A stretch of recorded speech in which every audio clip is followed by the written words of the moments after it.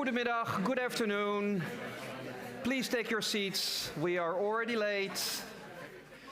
6 minutes, 7 minutes and counting. No doubt we will be joined by other people as this afternoon is progressing. My name is Vincent van Velsen. I am your chair for the afternoon. I won't be saying much now, and I will give the floor to Micha Hamel, Chair of the Society of Arts. Hello, thank you. Hello, audience. My name is Micha Hamel, and I'm the chair of the Society of Arts in the Dutch Akademie van Kunsten. I'm very glad and proud that we house the Symposium Dutch Afro Becomings today. The Society of Arts is a community of 90 artists working across all disciplines, from literature and visual arts to design, architecture, film, music and the performing arts. And what we do is to consolidate and promote the position of art in our society through activities like lobbying work, advisory work and the organization of think tanks, lectures and symposia. Charl Landvreugd is one of our distinguished members, and it's with great pleasure that we will hear him present a topic that is central to his thinking, Afro-subjectivity. The symposium will touch a great number of aspects of this topic, collectively thinking along the lines of his new book. Since I got it 2 days ago, I haven't finished my reading of it. But I cannot other than share my impression with you that it is an extensively researched and urgent publication that theorizes the positionality, the meanings, as well as the conundrums and obstructions of being an Afro-Dutch artist in the Netherlands. Reading into it, the thought came to me, a book that the Netherlands needs at this moment. And as the rise of right-wing discriminatory politics is not stalling, a publication like this is not only desperately needed, but is also an act of courage. Apart from being analytical, the publication inevitably also has activistic dimensions. But what also struck me is how personal, lived experience permeates the argumentations and reasonings of the book, bringing it to a higher level. In this sense, Charl wrote an encompassing take on this topic and delivers it with much clarity and commitment. Welcome, Charl Landvreugd, initiator of the symposium. Welcome to all guest speakers and moderators, and welcome to you, audience. You have shown up in considerable numbers. Thank you. I'm very curious about what this day will bring. A performative symposium is a new phenomenon for me. For now, I thank you all, and I wish you an interesting afternoon. Thank you.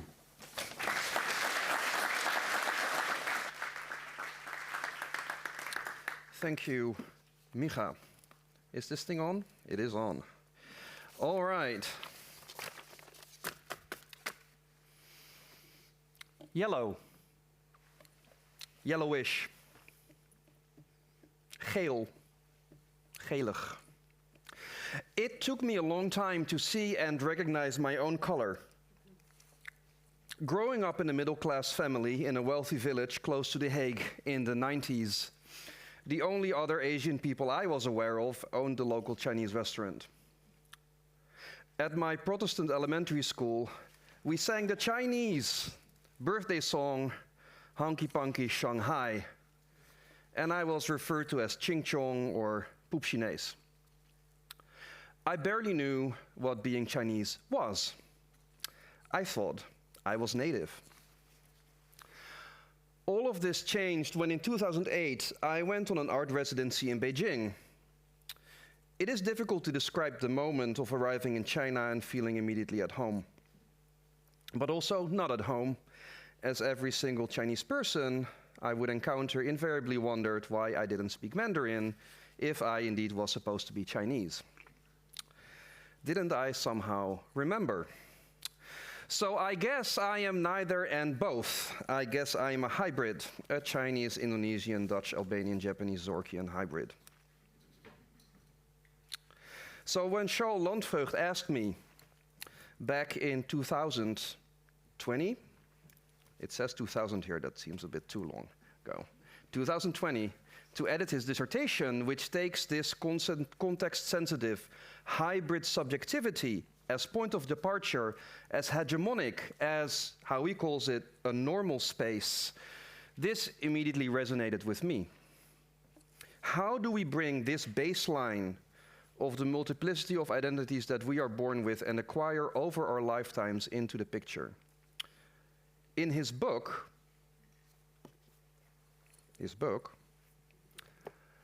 Charl focuses on this problem as it has been thought through within the Dutch art world with regard to blackness. And many of our speakers today will expand on this. But the implications are, of course, much wider than that. How do we move from what once upon a despicable time was called the multicultural disaster to a multicultural flourishing? In these times, this seems an ever more difficult task, but it is a joyful task nonetheless. We are now 6 years further, and the book has been published. Dutch Afro Becomings, Hybrid Being in Black Art and Culture. You've seen it around. It has a little flyer inside. Have a look. Manuscripts are hybrids too. They are touched not only by the author, but also by reviewers, editors, such as my dear colleague Jonas, typesetters, proofreaders, and publishers, such as myself. Many hands have touched Charl's book, many brains. And it has been my pleasure to be its publisher through Punctum Books. We are a scholar-led and queer-led open access publisher based in California, and we exist precisely for hybrid works by hybrid authors. Artists, theorists, poet mathematicians, medievalist philosophers, as many hyphens as you can concatenate. Just like Charl, who besides the author of this book is himself an accomplished artist, scholar, and curator. Today we have come together to celebrate the release of his monograph, but also to think through its content during this performative symposium and hopefully long after. We have decided to structure this symposium in parallel to the book, to perform the book, so to say. Each of the speakers this afternoon was invited to reflect on one of the book's chapters. The introduction will be given by Charl, after which we will hear from Jouwe, and then Judi Mesman, followed by an intervention of Jonas Staal on the front and the back cover. We will then have a short break, at which point you are invited to have some coffee, I suppose, followed by chapter reflections from Yolande, Zola, Zoli van der Heide, Annie Fletcher, Quinsy Gario, and Vincent van Velsen. And you may find the details of the program and their biographies in an online handout for which there should have been QR codes displayed at the entrance. In any case, I will announce everyone, and listening, I guess, is the most important part rather than reading an online handout. I hate this type of, intermediality in these types of circumstances. This will then all be followed by a Q&A together with Charl and all the invited speakers, and each presenter, I just want to point out, has 20 minutes, and it falls upon me as your moderator for today to make sure we strictly adhere to the schedule. We are already over time, and I gratefully count on all your collaboration on this, so that we have some time for discussion, right? Because it is nice to listen to people, but it is even nicer to have a lovely, lively discussion. Finally, a small point about language. As you may have noticed, Charl's publication is in English. Quinsy, you have a reserved seat with your name on it. Welcome. I am just running through bureaucratic nightmares, so don't worry about it. Finally, a point about language. Language is important. As you may have noticed, Charl's publication is in English, and as is much of this symposium, and as is my speech right now, even though the book itself deals extensively with Dutch discourse and the Dutch language with respect to blackness and the black experience in the arts. It responds to Dutch Afro-ness. At the same time, and all kinds of other times, Charl's work also engages with thinking about blackness in the United States and the United Kingdom, whose practitioners are unlikely to speak Dutch. So we are here faced with the very real complexities that come with hybridity, with bringing the most insular and provincial concerns of Dutch art criticism in conversation with broader international thought around art and race. So what would its language be? Another Creole? So to facilitate this creolization, I would be happy during the Q&A to facilitate discussion and questions in both Dutch and English, or any other language that may feel appropriate. I once again want to welcome you to this space. Thank you for joining us today. And on behalf of the organizers, I would also like to thank the Koninklijke Nederlandse Akademie van de Wetenschappen and the Akademie voor Kunsten for their hospitality, especially Bay, Elisa, and Yolande, who have been really helping us quite a bit in the run-up to this event, as well as the technical team in the back, invisible but nevertheless extremely important, Tristan and Florence. And with that, I now turn over the mic to our author. Thank you. Yes, that is you. Charl Landvreugd, the author of Dutch Afro Becomings, Hybrid Being in Black Art and Culture, to kick us off.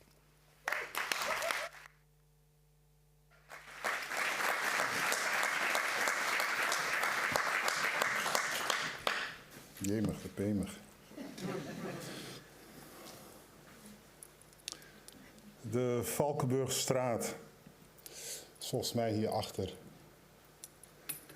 Mijn ouders zijn Mozes de Jacob senior, kolonel. En Rachel de Daniel, Jesurin Lobo. Het had ook kunnen zijn dat ze op de Weesperstraat woonden, of de Amstelstraat, of de Rapenburgstraat, of de Jodebreestraat. Maar in ieder geval net hier achter.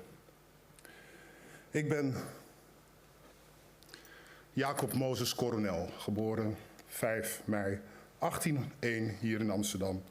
En opgegroeid waarschijnlijk op de Valkenburgstraat. Mijn bestaan lijkt een beginpunt, maar is in werkelijkheid al een resultaat van eerdere verplaatsingen. Mijn familie draagt de sporen van diaspora, van vertrek, verlies en herordening, waarin identiteit nooit vast ligt, maar steeds opnieuw gevormd wordt. Wat als oorsprong verschijnt is in feite een knooppunt van eerdere bewegingen. Wanneer ik naar Paramaribo verhuis, beweeg ik niet alleen als individu, maar als onderdeel van een groter Atlantisch systeem waarin handel, religie, macht en migratie lichamen positioneren en verplaatsen. In die structuur ontmoet ik Sina van Coronel, mijn nicht, een vrije stedelijke kleurlinge, dochter van de koopman Jacob Coronel, met een onbekende Afrikaanse moeder uit het huishouden van Jacob. Sina was uiteindelijk Moravisch gedoopt. En in Sina komt een andere geschiedenis samen, één die niet losstaat van de mijne, maar ermee verweven raakt. Wat wij vormen is geen eenvoudige vermenging van twee werelden, maar een relationele configuratie. Een positie die alleen bestaat door de ontmoeting zelf. In ons gezin wordt zichtbaar dat individualiteit niet voorafgaat aan relatie, maar eruit voorkomt. Wij krijgen kinderen, waaronder Richard. Ik ben Richard Nicolaas Coronel, geboren 22 maart 1839 in Paramaribo. In mij wordt de relationele werkelijkheid van mijn ouders voortgezet, maar ook gecompliceerd. Ik leef in een wereld waarin koloniale structuren nog aanwezig zijn, maar waarin hun grenzen beginnen te verschuiven. Ik trouw met de vrije vrouw, Marianne Crepina Kort, wier vader een zoutwater was. En dat wil zeggen iemand die, ondanks het formele verbod op handel in mensen, alsnog uit Afrika is verscheept. In haar geschiedenis is de breuk van de Atlantische wereld nog direct aanwezig. In onze relatie komen verschillende temporaliteiten samen: diaspora, slavernij, emancipatie. Wat in mijn ouders nog een ontmoeting was, wordt in mijn leven een verdichting. De lijn beweegt, maar begint zich ook te organiseren. Wij krijgen 7 kinderen, waaronder Alexander. Ik ben Alexander Rudolf Kort, geboren 5 juni 1887 in Paramaribo. Ik ben getrouwd met de beeldschone Henriette Eleonora Lang. Meneer Kort trouwde met mevrouw Lang. En dat ze beeldschoon was, dat weten we, want we hebben de foto's nog. Ik ben de eerste die volledig leeft binnen de stedelijke orde die na de emancipatie ontstaat. In mij komt de geschiedenis niet alleen samen, zij wordt geordend, gedragen en dagelijks geleefd. Ik groei op in een huis waar 2 lijnen elkaar kruisen. De lange transatlantische Sephardische geschiedenis van de kolonels en de directe Surinaamse ervaring van slavernij en emancipatie via de familie Kort. Waar eerdere generaties in beweging waren, wordt in mijn leven stabiliteit mogelijk. Huis, gezin, stad, dit zijn geen vanzelfsprekendheden, maar structuren waarin geschiedenis zich kan vastzetten. Ik ben de drager van institutionalisering, de fase waarin relationele identiteiten zich vertalen naar duurzame vormen. Niet als einde van de beweging, maar als voorwaarde voor verdere ontwikkeling. Ik ben de stille schakel, niet zichtbaar als breuk, maar essentieel als overgang. Wij krijgen maar 1 kind, Jos. Ik ben George Alexander Kort, geboren 25 oktober 1912. Ik ben getrouwd met Olga Jansje Directie. In mij komen de lijnen van diaspora en slavernij niet alleen samen, zij worden actief ingezet. Ik ben kleinzoon van een tot slaaf gemaakte vrouw en afstammeling van een Sephardische kolonellijn uit Amsterdam. Deze geschiedenis vormt geen last, maar het vormt een positie van handelen. Ik word onderwijzer, neem deel aan het publieke leven als statenlid verbonden aan de politieke beweging rond mijn vriend. Ik word onderwijzer en neem deel aan het publieke leven als statenlid, verbonden aan de politieke beweging van mijn vriend en kunstenaar de activist Wim Bos Verschuur. In een wereld die nog gestructureerd is door koloniale verhoudingen kies ik voor interventie. Onderwijs wordt mijn instrument, een manier om toegang te creëren waar eerder uitsluiting was. Hier verschuift de lijn fundamenteel. Waar eerdere generaties zich bewogen binnen structuren, begin ik die structuren mede te vormen. Dit is het moment van agency, het vermogen om binnen gegeven condities nieuwe mogelijkheden te openen. Wat in eerdere generaties potentie was, wordt hier richting gegeven. Mijn oudste zoon is Robbie.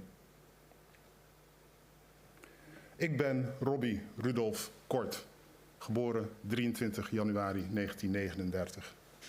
Mijn leven wordt gevormd door een nieuwe fase. De institutionele toegang die mijn vader mogelijk heeft gemaakt. Ik word naar Nederland gestuurd om te studeren. Een beweging die deel uitmaakt van een bredere herverdeling van kennis en macht binnen de postkoloniale wereld. Ik had er geen zin in, maar wat moet dat moet. Mijn leven speelt zich af tussen Suriname en Nederland, tussen systemen en werelden. In mij keert de beweging terug naar een andere vorm. Niet langer als gedwongen migratie of economische noodzaak, maar als navigatie binnen bestaande structuren. Ik beweeg tussen plaatsen, talen en verwachtingen. Mijn tweede zoon is Robert. Ik ben Robert Charl Landvreugd, geboren op dezelfde dag als Richard Nicolaas Coronel, maar dan 132 jaar later. Ik ben de volgende in deze lijn. Wat in mijn voorouders als diaspora, structuur, relationaliteit, institutionalisering en agency aanwezig was, verschijnt in mij niet als afzonderlijke fases, maar als gelijktijdigheid. Ik beweeg in een wereld waarin oorsprong altijd al vermengd is. Structuren zichtbaar, maar niet absoluut zijn. Identiteit relationeel is. Instituties middelen zijn en handelen bewust kan worden ingezet. Waar eerdere generaties zich moesten verhouden tot de condities van hun tijd, bevind ik mij op een punt waar die condities leesbaar zijn geworden. Dit maakt een andere vorm van positie mogelijk. Niet alleen deelnemen aan structuren, maar ze begrijpen, ze herschikken, en ze herdefiniëren. 225 jaar na de geboorte van mijn stamvader, hier om de hoek, sta ik hier en presenteer u dit boek. De lijn eindigt hier niet. Zij wordt hier bewust. Ik wil graag mijn dank uitspreken aan de KNAW, aan de AVK, Micha Hamel specifiek. Aan mijn intellectuele ride or die, Jonas Staal. Aan onze do or die, Vincent van Gerven. En ik erken graag het aanwezige supportsysteem wat om me heen is in de vorm van vrienden. Peter van der Arst, altijd liefdevol en kritisch. Mijn zus Germaine Kort. Mijn andere zus Marguerite Kort. Mijn gekozen zus Simone Zeefuik. En last but not least, de rots in mijn branding, Dennis van Alphen. Dank u wel.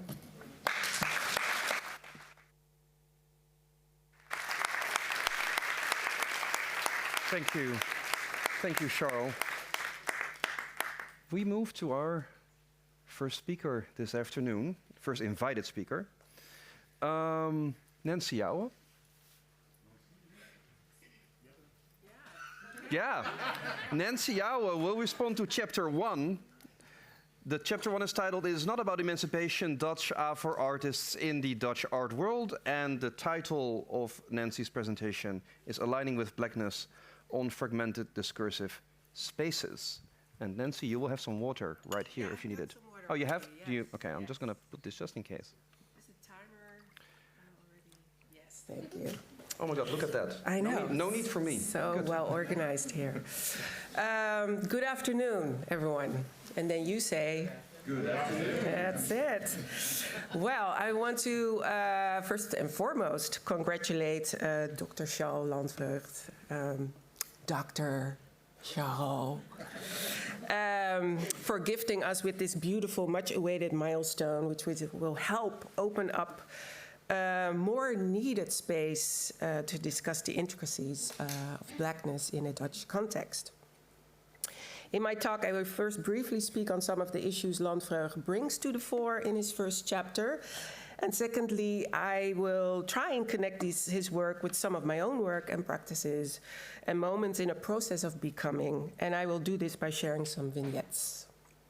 In his first chapter, called "It's Not About Emancipation, Dutch Afro Artists in the Dutch Artistic Art World," Charl Landvreugd posits the idea that Dutch Afro-ness is constituted differently from what the African American and Black British discourses on Afro-ness have proposed, and thus wants to demonstrate that contemporary Dutch Afro-ness is in a state of pre-Blackness or becoming Black.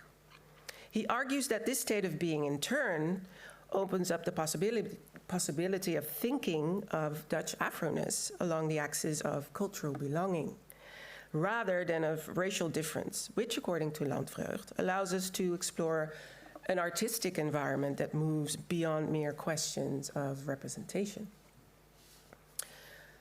I cannot engage with everything in this chapter because that would take more time, but I will start anyway. On page 27, Landvreugd explains how, yes, I'm going to do this, how modernity gave birth to the New World and to the Creole. And while in search of his hybrid self, from Goldsmith in London to Suriname and to New York, he realized he was maybe ethnically Surinamese, but not culturally, while simultaneously realizing that the UK and the US had their own histories relating to difference. It meant that for Landvreugd, and I quote, "Identifying as a Dutch person that is part of the African diaspora with a direct cultural and embodied genealogy to Africa by way of Suriname was a far more logical option for the location of my cultural identity." Page 29. How then, asks Landvreugd on page 30, is one to gain a contemporary Dutch sense of self beyond the Creole understanding of the I as a kaleidoscopic, ever-moving sequence, where he's quoting Gloria Wekker. For Landvreugd, hybridity is a productive location, where he says, and I quote, "I take the idea of hybridity as the inevitable starting point from which to jump into the unknown exploring how coalescing cultures are modeling a new artistic environment beyond the representational by pushing the boundaries of the confining spaces of historical circumstances, he says on page 31. And he uses David Scott's concept of the problem space for that, which has become quite a popular concept of late. I think, Quinsy, you might be using that as well. He's nodding. I'm going to simplify that concept by saying that a problem space speaks to a constellation of problems, questions, and constraints of a particular time space around identity, diaspora, and the aftermath of decolonization. And Quinsy will undoubtedly complexify that notion later. Translating the concept to a Dutch context, Landvreugd sees that, quote, with racial bias disguised as cultural difference, race has been displaced onto the axis of culture. However misleading this may be, the currently prevailing paradigm is that Dutch Afro art production should not be understood as racially marked, but as culturally different. This idea of non-racist equivalence and tolerance, however, does not translate to ethnic equality. He says on page 35, and he does it again. I would, yeah, you know what you said, but the rest of us are catching up, you know? Not just speaking to you. I would like to posit that most social scientists in the Netherlands who write and think critically about race would actually argue that cultural difference discourse is a particular form of race thinking and racializing without having to mention race. Islamophobia is a case in point. Landvreugd continues, rather than in a geographical region, the imagined normal space, in my earlier writings conceptualized as Afropia, functions as a cultural space where one can locate continental Dutch Afro subjectivity as native, rather than from somewhere else, end of quote. And here I want to shift my reflections because I was reading, as I was reading this first chapter and traveling along with Landvreugd's thought process, I thought, before we get into an imagined normal space, as you are proposing, the question that was raised for me is how much discursive space is there in the Netherlands to have alignment with Blackness? And when we align, who is the we? I'm not answering that question. It's more of a roadmap for me. Landvreugd's work shows that there are differences in process of understanding Blackness, be it in North America with its one-drop rule, or in Europe, and more specifically the Netherlands. His work also shows that knowledge is situated after Donna Haraway, not just geographically speaking, but also in terms of knowledge communities and communities of practice. I will connect with Landvreugd's ideas by speaking of the cultural archive, the Black migrant refugee women's movement as an intersectional practice, and the Black Pacific as concepts operating within its own problem space. This is just me sketching because it's way too, I would have to talk an hour if I want to have a full argument here. But since Landvreugd connects the arts with questions on race and Blackness in the Netherlands, we can wonder about the infinite whiteness of Dutch art spaces and how white presence and thinking is the unspoken norm. A while ago, I wrote the following vignette down in a chapter of a book publication of Annette Kraus in 2018, who famously centralized and problematized the figure of Black Pete in the Van Abbe in 2008 with the infamous show Becoming Dutch. And I wanted to flag this, especially since Annie Fletcher is in the room and Quinsy Gario are here. And so moving to my first vignette. In April 2014, I was graciously invited by curator Miriam Weston to open an art show called Don't Support the Greedy by Esri Erien Essi, a Black female award-winning visual artist. It was her first big show in the Netherlands, taking place in Arnhem Museum, which we all know, of course. And this was a celebratory moment for her, of course, but I felt jubilant as well, as it was a rare occasion to have someone like her and her artistic vision be the central focus in a Dutch museum space. Within minutes of meeting each other for the first time, We sort of laughed hysterically together because of the whiteness of the space. We had both noticed instantly that she and I were, at that moment, the only two black people in the room. We laughed because we immediately understood what the other was thinking and feeling. We laughed because it released tension, and this is how we dealt. After this invigorating intermezzo, we pulled ourselves up and mingled in this white space as we were used to doing. Now, in my speech, I referred to race a couple of times and spoke about its absence and the myth of a post-racial society. I also referred to Edward Said and Gloria Wecker's concept of the cultural archive, since I was reminded of how, in her work, Essie tries to shoot holes in this archive. The audience looked at me in bewilderment, some not knowing how to react. Afterwards, the proverbial elderly white woman came up to me and asked me why I spoke such good Dutch. She demanded an explanation. Usually this is supposed to be a compliment. Wat spreek je goed Nederlands? There is always someone who goes there. Probably not today. In this case, the person was better informed. She knew who I was and that I was partly Papuan. I gathered this while interacting convivially with her. Her comments showed that she had a depressingly singular, primitive notion of the Papuan. My presence or representation of a Papuan confused and disturbed her. I did not act in the way I was supposed to. She wasn't capable of looking at me as a full-blown human being with all its layers and contradictions. The label Papuan for her had prevented that. She could not fathom that I was born and raised in the Netherlands, and that, considering the topics I covered in my talk while speaking flawlessly Dutch, I had probably had some form of higher education. Well, now how does this relate to Charles's first chapter? This is where it's useful to speak of the cultural archive.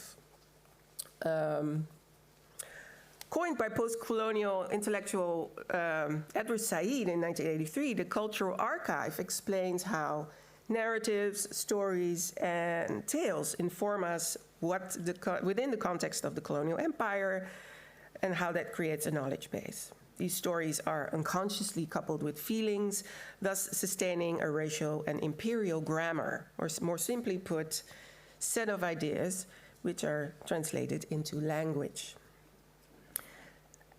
Now, Wecker basically further analyzed the working of this process within a Dutch context, calling it white innocence, right?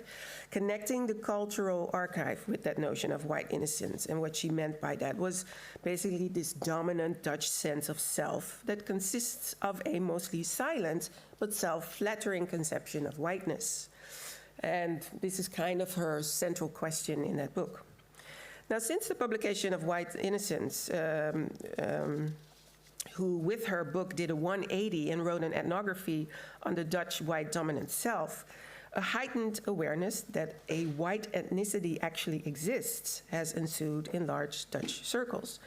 The publication helped raise awareness that white people practice whiteness while not necessarily being aware of that fact. Moreover, whiteness in a Dutch landscape comes with a presumed stance of innocence, which means, among other things, being incapable of being racist, since Dutch people don't do race.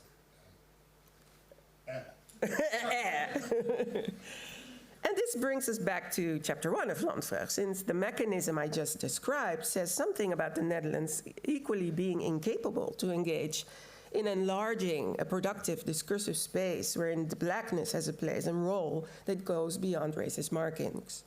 But people tried, and that brings me to my second vignette. In 1983, Julia de Lima visited the Winter University, which was held in Nijmegen, and shortly after the opening, she jumped on stage. Were there people here present at the Winter University? Ah, there's always the one. Blessings to you. Julia de Lima, born in 1957, is an activist, community organizer, and photographer. And while she jumped on that stage, she said, For a week, activities will take place, and I translated it into English, under the banner Women's Studies Winter University. Women's Studies. It suggests an event important for all women. In itself, it ought to be, but I say suggests for a reason, because when I, as a black woman, open the program booklet and leaf through it, I quickly come to the conclusion that there is hardly anything in it that is truly important to me as a black woman that pays attention to the position of black women within women's studies. And while she did that, and this has been written out afterwards because actually it was a very sort of out of the spur moment. We can find this, by the way, in Women's Archive Atria. She thus gave momentum to the black women's movement with her 1983 statement on black women in the Netherlands and defined black as being, when talking about black women, I refer to women from former colonies and all women who are being called foreign, allochthonous, non-Western, third world by white people. And columnist and writer Harriet Duurvoort brings this into memory in 2016 in De Groene after Astrid Roemer received the PC Hoofdprijs. Roemer, the great writer, for me, says Duurvoort, is so inextricably linked to the black feminism that had influenced me as a girl, me, Harry Duurvoort, in the 1980s. The 1980s and 1990s were a golden age for black literature, but also for theater, for example. And this brings me enough to give a shout out to my co-writer and fellow person who wrote this and co-edited this Kaleidoscope Vision, Michael Botman. When this happened, this was followed, when Julia de Lima did that, jumped that stage, it was followed by initiatives and networks such as the National Black Women's Days, Black Women Radio, the Black Women's Newspaper, Sister Outsider, Black Orchid, and Strange Fruit, as well as the founding of a black archive called Flamboyant in 1986. And in the late 1980s, the black women's movement developed into a black migrant and refugee women's movement, an intersectional movement. It was an intersectional move also to call themselves black migrant and refugee, right? And so there were these instances, practices, maybe it were fragments, they maybe disappeared again. Not many people remember them. Which then, and I only have 4 minutes left, so I briefly quickly slide into my third vignette, where you see Papuans in the 60s demonstrating in front of the Indonesian embassy and having done that afterwards for decades. And while doing so, they were showing the presence of a Black Pacific, blackness expressed in Pacific Melanesian localities, including its diasporas, sonic blackness, political blackness. And this speaks to a different problem space and is not a transatlantic conversation. Interestingly enough, this became more visible as a problem space, albeit brief, in 2019 in a Dutch discursive space because of Black Lives Matter. And you allude to that as well. So reaching back to the question I posed in the beginning, how much discursive space is there in the Netherlands to have alignment with blackness? And when we align, who is the we? With this last vignette, I want to include Papuan presence in the Netherlands and our alignment to blackness. By engaging with the Black Pacific, I want to think through if we have engaged well enough with diverse notions of blackness in a Dutch cultural context. Thank you.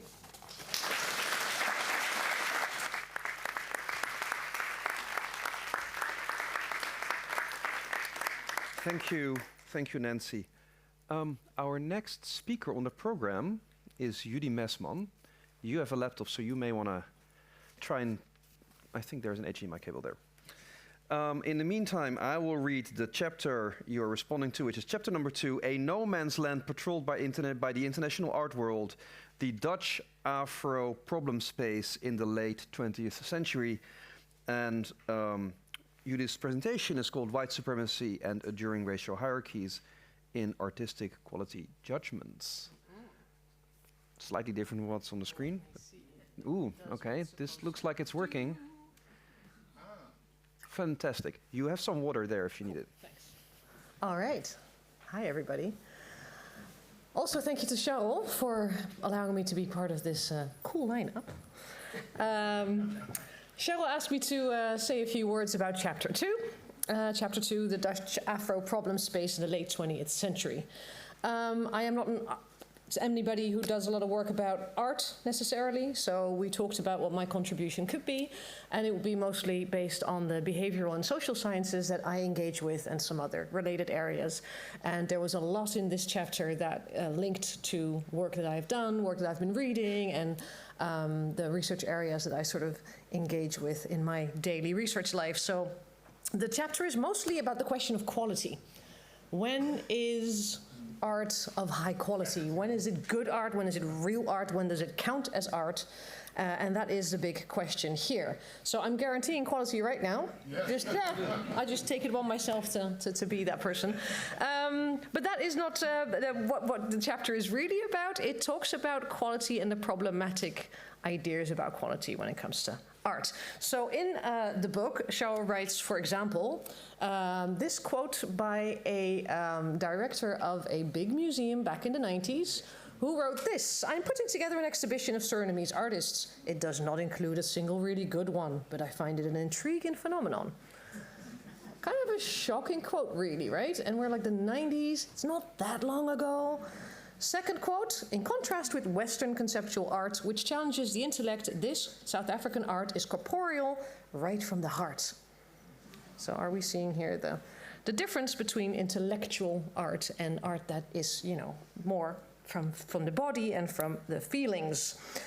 These are two, I think, very exemplary quotes that show how different artists from different spaces in the world are seen differently when it comes to the quality of their art.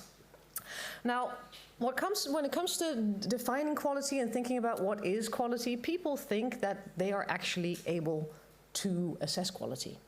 We only look at quality, is what people on committees and selection boards say. We only look at quality. We don't look at all the other stuff. We're colorblind. We don't see it. So how good are humans really at doing that? Surprisingly, not so well. So there's a meta-analysis of field experiments. Field experiments are those with fake CVs, right? And it's exactly the same CV, and one of them is with a white-sounding name and the other is with a not white-sounding name. And the exact same CV, people with the white name get invited for an interview significantly more often than those with a non-white-sounding name. Even if the person with the white name has a criminal record and the person without a white-sounding name does not, right? So it's that pervasive. And this is something that's been found over time also in the Netherlands, so this is not just an American finding. This is specifically about women and orchestras. They said we only look at quality, and yet the orchestras were filled only with men. Why would that be? Are women just simply less good? Until they started using a curtain for auditions. And all of a sudden, roughly 50-50 of the people who auditioned and were hired were, you know, women and men. So also they're clearly not a very objective, easy way of telling quality apart from non-quality. The same when it comes to looking at the qualities of football players. Apparently, the black players are fantastic because they are so physical and they're so strong and they're so fast, whereas the white players are intellectual players and they are strategic and they know a lot of tactics, right? When there's objectively very little difference in how they play and how they position themselves, but this is how they are looked upon when it comes to their qualities. Similar things when it comes to the evaluation of teachers, lots of racial bias, lots of gender bias, also with standardized experimental testing of the same teacher teaching the same type of course with different names. And the same is true also the other way around. When teachers need to assess students, they are also not particularly objective. I see somebody sighing like, oh my God. But the conclusion is, of course, humans are not very good at doing this. We think we can do it. We think we only look at quality. We do not. We are filled with prejudices and stereotypes about what people are and supposed to be and all the associated qualities and characteristics that have hierarchies in them. So the "we only see quality" is not a sentence that we should be saying lightly. Now this relates to also the work of Said, because where do these ideas of what is quality and what is different come from? Now Orientalism as an idea really speaks to that, because it is the idea that European identity is superior to, in comparison to all non-European peoples and cultures, and it is a Western style of dominating, restructuring, and having authority over the Orient. Now, the authority is important because when it comes to deciding what is quality, especially in something like the art world, is really about authority. Who knows? Who has the knowledge? Who has the position to talk about this? And there's nothing mysterious or natural about authority, Edward Sees goes on to write. It is formed, it is instrumental, it has status, and it establishes canons of taste and value. There you go, taste and value, exactly what the art world is all about. And it becomes so pervasive that you don't even see the difference between this and what we think is just the truth out there. And it's about judgment, judgments that are transmitted, performed, and reproduced over time. When you talk about reproducing hierarchies based on race and racializations, of course it's interesting to look at critical race theory, where these are some of its basic tenets. There's a lot more of them, but these I highlight given some of the points I want to make later. It's really about racializations, because we often talk about race as if it is a thing, an essentializing thing that people have and people are.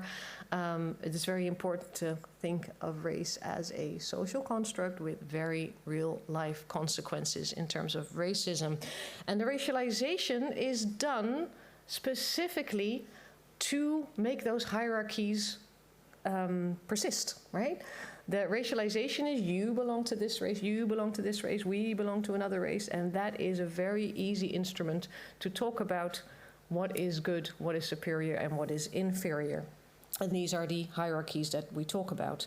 Now, when people think about critical race theory, sometimes I get these responses of like, oh, but that's very American, Amerikaanse toestanden. It's got nothing to do with the Netherlands. Why is that really applicable here? Well, one only has to read, obviously, the work by Gloria Wekker, by Philomena Esset, to know that it does apply here. But I just want to highlight this book that maybe people don't know yet, but is very well worth the read. And this is from the back of this particular book. Uitverkoren hoe Nederland aan zijn zelfbeeld komt. The Dutch Protestant nation considered itself as chosen. The Dutch were mentally and physically superior to all others. Pietersen and Stegeman, the authors, make clear how the Dutch positive self-image is closely intertwined with Protestant colonialism and the racialization of others. And it's not racializing themselves, right? Because oftentimes it is not even, it is the blank state of whiteness that you don't have to define. It is the others who have races that we need to talk about. This relinks to the chapter that I'm referring to here, because this elsewhere that Charl writes about, the elsewhere being not in Europe or not in the Netherlands or not being white necessarily, has a hierarchy that places European diaspora at the top of non-Western art production. So even within non-Western art production, proximity to whiteness and closerness to Europeanness will do something to people's vision of what quality is. There's actually an interesting study about proximity to whiteness and the racial position of multiracial people in the United States, and that looks something like this. So they asked who has most status in our society and who are the most competent, and how warm are these people? And this is the hierarchy that comes out of it. So clearly, the whites are at the top. Then if you're mixed with Asian, that's still okay. We can deal with that. Asian, still, not super dark, so great. And then come all the mixes, and all the way at the bottom of this hierarchy is fully black. This is a very depressing picture. But it is the reality in many studies that we look at in the social sciences and in the behavioral sciences. This is roughly what you find. In the Netherlands, I did a study among white Dutch children, 6 to 10 years old, and asked them about preference and rejection. So they got shown a lot of pictures of children with different ethnic racial backgrounds and asked, who do you want to sit next to who do you want to play with, who do you want to invite to your birthday party, but also, so those are the preference questions, but we also asked who do you not want to sit next to, who do you not want to play with, right? So those are the rejection questions. And we showed peers who were white. I'm using the colonial term Middle Eastern to make it, clear, and black peers. And we tallied how many they chose. When it came to the preference questions, this was the hierarchy. They chose predominantly white kids for the positive questions, then the Middle Eastern kids, and then the black kids. And when we asked them who you do not want to play with and not sit next to, we saw the exact opposite, right? So those hierarchies can be found when you study 6 to 10-year-old children in the Netherlands. So this is also a real reality here that starts very, very early. So what is the solution here? Should black artists, this is something also that comes up in the chapter, increase their whiteness? And I don't mean physically, but in terms of their art. Should they move their art to be more legible to white audiences? Should they be using techniques and narratives and ways of presenting that are more white and therefore more accepted? Well, I'm afraid that's also not the answer, because what Charl also shows in the chapter is that proximity to whiteness will not protect you. No, it won't. Because, as he writes, the demand for local authenticity and fitting into Western artistic doctrines leads to a double bind, which in Dutch art criticism reinforces colonial beliefs of Western cultural superiority. So you need to be legible and understandable and close to whiteness for it to be accepted and understood. But on the other hand, we also want you to be a little bit exotic, right? We want you to do your thing so we can have this cultural, ethnic, exoticized version of art that, is also has a certain status as long as it's not too far out there. This really reminded me of the study I did on leadership in color, where I interviewed 40 people of color in leadership positions in the public sector. And one of them said this: in the Netherlands, we are still looking for that bicultural leader who is actually very Dutch. They can be a little different because that provides some colorfulness, but not too different, right? So you can find this particular process in many spaces where we're looking. So that really comes down to also a form of tokenism, right? Some difference is kind of nice because you can show it off. So we need some color in our picture, we need some color in our team because it looks good, but it cannot be too different. And then you get these tokenist representations that can be very painful. I don't know if many of you have been in these spaces, but I have, where you're in a completely white audience, in a very elite space, even the palace, I can say, and then the only people of color are on stage performing, right? And they're not supposed to speak. They're not supposed to do anything other than provide a splash of color to this very white elite conversation that we're having. What it comes down to basically is what we say about children. They should be seen because it looks nice for the picture, but not necessarily heard, right? So the diversity is in how it looks and not in what you're actually doing in terms of diverse representations of voices in the room. But representation does matter, right? So this is always the conundrum and also the double bind. On the one hand, we find it important that black and brown people are represented in spaces, but the only option often of being represented is to be represented stereotypically, right? And within the constraints of how white people would like you to be represented. Because my work mostly deals with youth and with intergenerational social justice and racial justice, I'm interested in what happens in education. So when we talk about these hierarchies of different racialized groups, how is that represented in education? What are our children here learning about these hierarchies?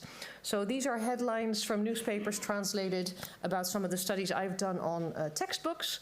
And it shows that women and people of color are systematically underrepresented in textbook for the first grade of secondary school. Interestingly, people of color are not underrepresented in pictures, but are so in text. And you're like, how can you see where they're of color in text? Well, you can look at names, you can look at descriptions, you can look at all sorts of things. We did that in very many different ways. So here you can see that the pictures, that's okay. Actually, for women, no. Women are underrepresented in text and pictures. So seeing, yes, we have diversity, but when it comes to the actual text, when an expert is talking, when it's about books, when it's about professions, black people are not there. And if they are there, they are stereotyped. Among people with a profession in textbooks, there are very few people of color. So they are already underrepresented, but within people represented in a profession, they're even more underrepresented. And they are overrepresented amongst professional sports people, right? So you're thinking, textbook, we need diversity. Who will we have? We'll have Serena Williams, right? Nothing wrong with Serena Williams, but that is the type of representation that is thought about when it comes to thinking about who could be in there. It is a famous sports person, maybe a famous singer, but it's hardly ever a writer or an expert or a visual artist or any of those professions there. If you look at history textbooks, this is a quote from the Historisch Nieuwsblad that contended that in history books, that most of them are good, meeste geschiedenisboeken deugen, was het origineel. Their tone is generally businesslike and neutral. But with neutral, they mean sentences like 3 million Africans were transported to South America.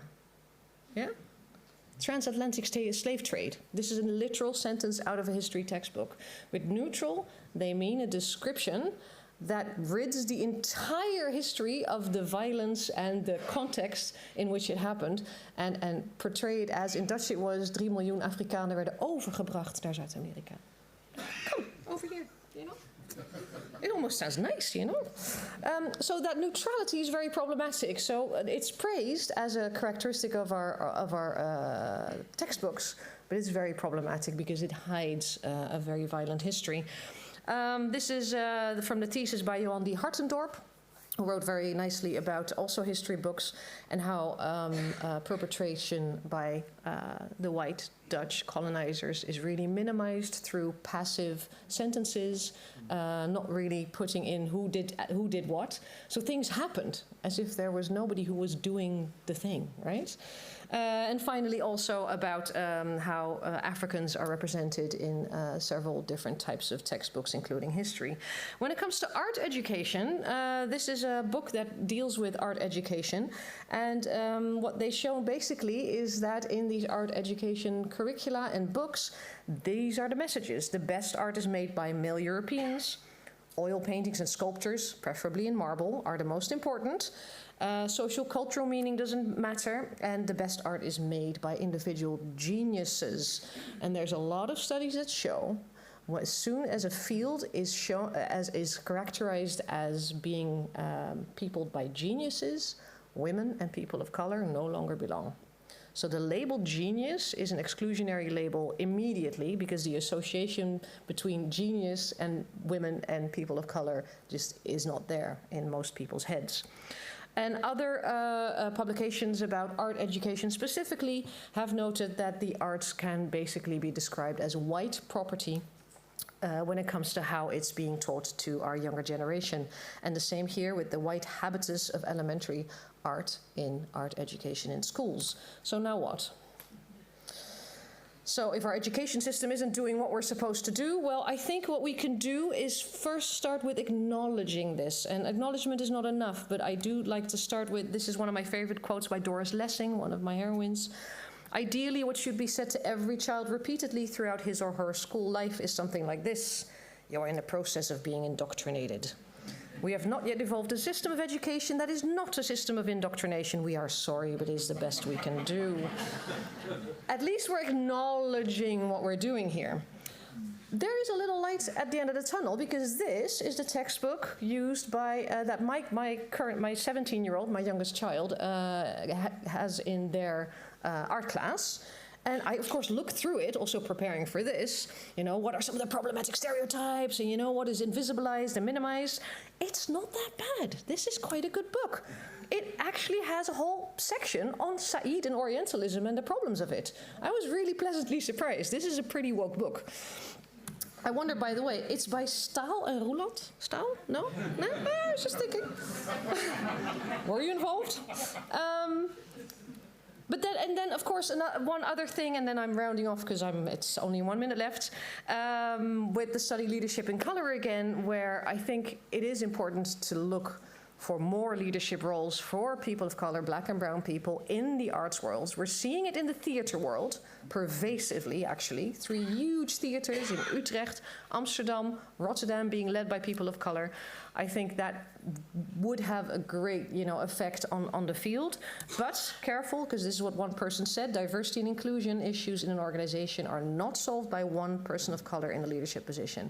Widely shared responsibility is necessary.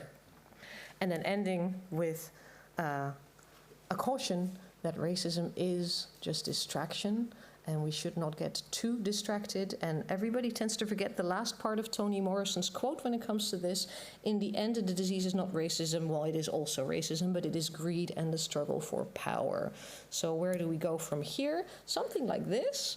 But I'm just a humble academic, and I'm hoping for other speakers to come up with ways to fight that power. Thank you.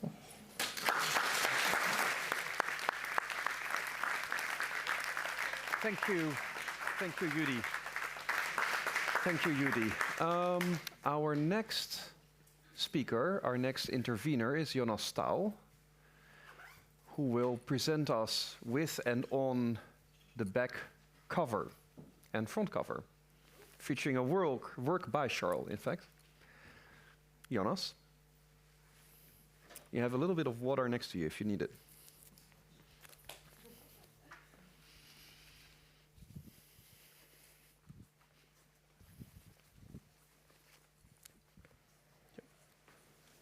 Sound and image.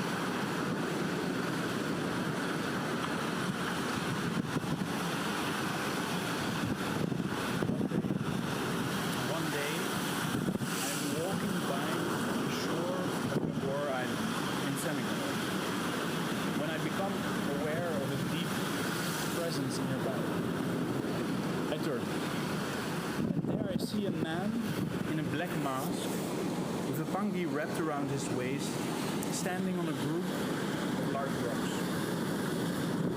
His back is turned to me, and his arms are stretched in both directions. Waves crash onto the stones around him, drenching his feet and legs in water and foam.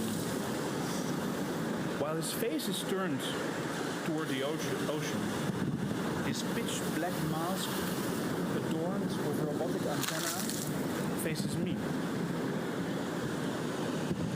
On one side of him, the land.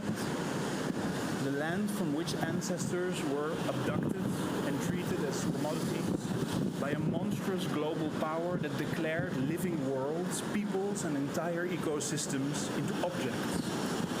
The same monstrous empire that continues to mass exterminate peoples and socialists of the global south today. All those who dare to resist, even by existing. From Palestine to Lebanon to Iran, from Venezuela to Cuba.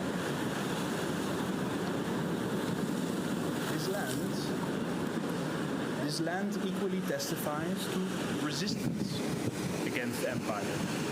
From Ethiopia's Pan-African anti-fascist resistance against the genocidal armies of Mussolini, to Thomas Sankara's eco-socialist movement for true self-determination against the imperial powers of the IMF and the World Bank, or South Africa's leading role today as one of the few willing to truly hold the US and Israeli occupations to account for their fascist extermination campaign.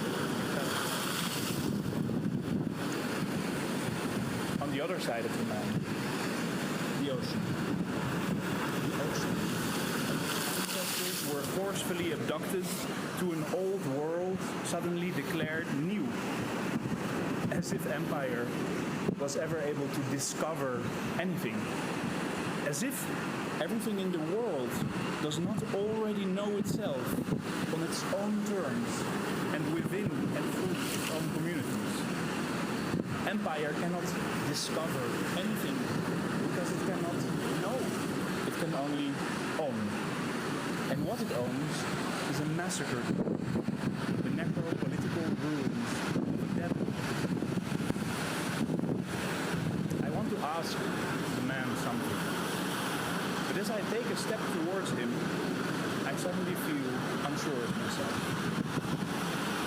Did my ancestors not walk these shores, these same shores, to violently establish the Senegambian coastal system for the transatlantic abduction of peoples, their killing through forced labor or downright murder, and the theft of their resources and ecosystems? What the hell am I doing on this island in the first place? Was I invited here? Did anyone invite me here? To witness and listen to this beautiful sea? Although beautiful, I stand frozen.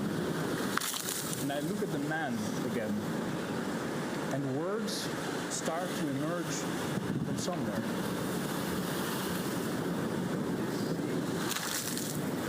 This sea is really a place of crime. A crime scene shaped by the violent patterns of abduction and extraction. A crime scene shaped by the forced migration of humans, animals, goods, and resources.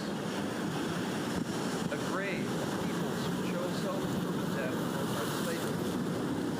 A grave of black and brown peoples that are murdered in these same waters today as they try to survive the wars of empire. In this sea, even the living struggle to move through the thick layers of microplastics, struggling to breathe in these warming waters, these heating waters, boiling waters, toxic waters that bury the carbon unleashed through the burning of fossils, burning of material, earth memory that was not allowed a resting site. This is no sea. This is empire's graveyard. With each word, I become more nauseous, unable to put my feet because I smell it. I choke on it. Not the corpses of the dead, but the corpse of empire, the corpse of white, and the death world that it represents. But then, white people love to choke on themselves. Either we are focused on plundering the worlds of others, or we are focused on feeling terrible about plundering the worlds of others. But in either scenario, we remain at the center of our own fascination. Look at the Germans today. First, they mass exterminated the Jews, the Roma, the Sinti, the queers, and the communists. Then they said, never again. And in the name of never again, they once more lead in support of the genocidal effort in Palestine. First, their white supremacy exterminated the people. Now, their white guilt exterminates people. Both prove equally lethal. I look up, back at the man. He's entirely unbothered by me. He is, how do I put it?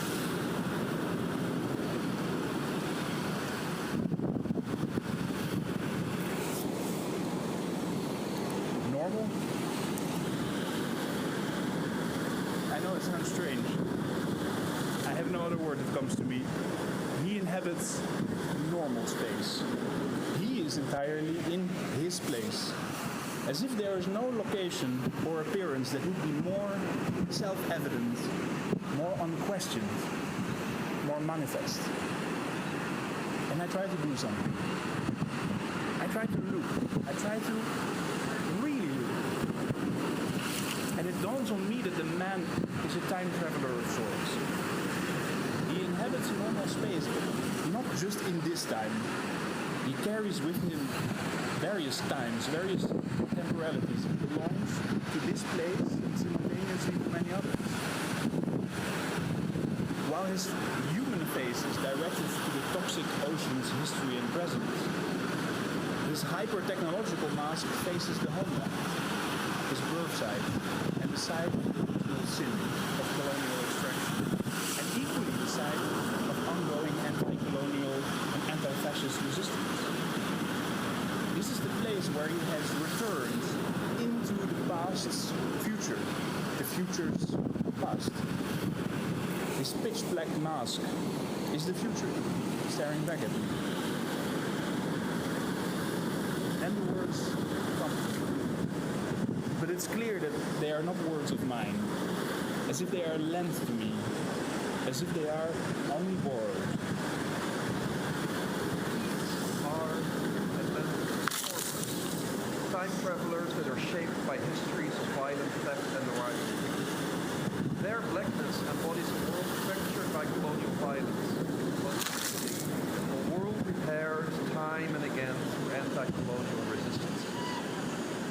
But this blackness also constitutes new worlds, new cosmos, made by hybrid Afro-futurities in which the ancient and modern coexist. The Atlantic transformers inhabit a normal space in which identities are understood as plural indigeneities, different geographies, different histories, and different cultures, chosen and unchosen, imposed and resisted.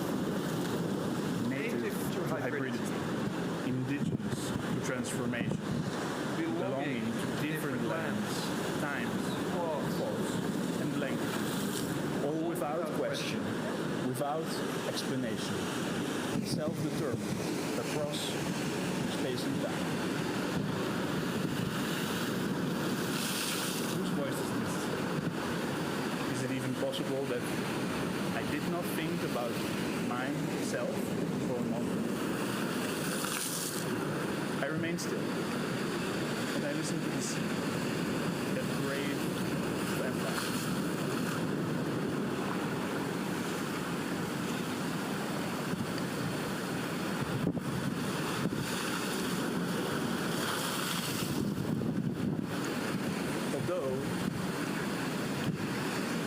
Although now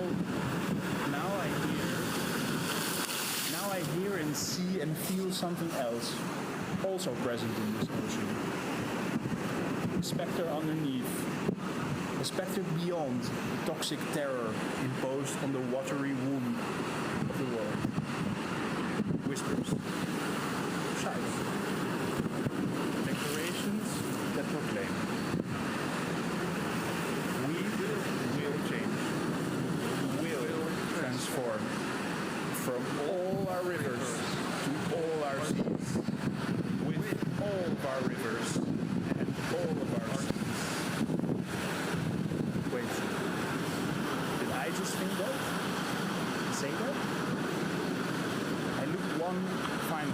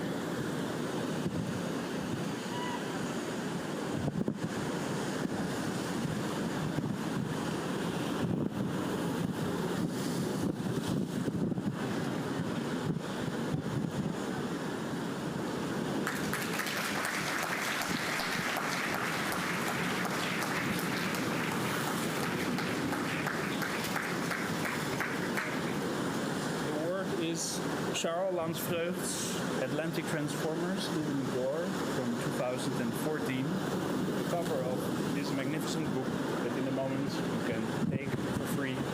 Suggested donation you can find in the entry in the book, beginning of the book, at production costs, so that's only today. On a personal note, we met Charl 8 years ago as neighbors. We weren't aware because we had a conversation about the project. And you asked me, where do you live in Rotterdam? I said, Zaagmolenstraat. He says, where exactly? I said, the greenhouses. Oh, he said, you mean these ones? And he turned to the computer and I looked exactly at my window. That's how we met as neighbors. And we became fellow artists, researchers, and friends. And it has been rare to meet an artist with whom I was able to share thoughts and think together so generously, so relentlessly, in this faultless world. In this faultless world, these are real gifts of life. So, thank you for sharing travel with me, for letting me partake together with Vincent in the production of this important publication. That's a process that truly transformed me, the way that only genuine art, comradeship, and friendship can transform us. Now let us make sure we continue to transform this world together. Thank you very much.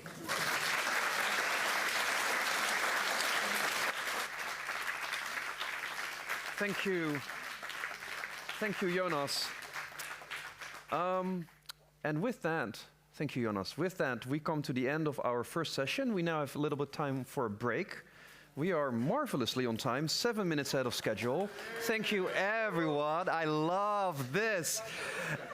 I'm not going to confuse everybody by changing the break time. So we reconvene here at 3:10 sharp, which means that you are back here 3:05, because you'll have to meet people and greet everyone and so on. There's coffee and all kinds of other things over there, and the book, obviously. And I'll see you back at 3:05.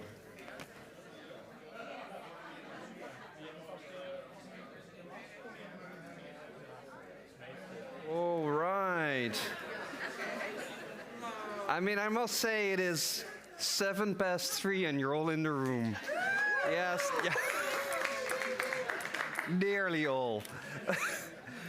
All right, I'm so happy that you're joining us for the second session today.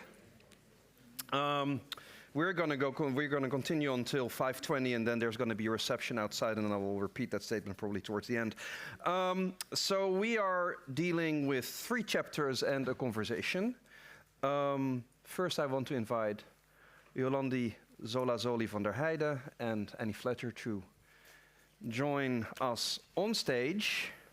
They will respond to chapter 3, Becoming Dutch, Between Institutional Desire and Exclusion.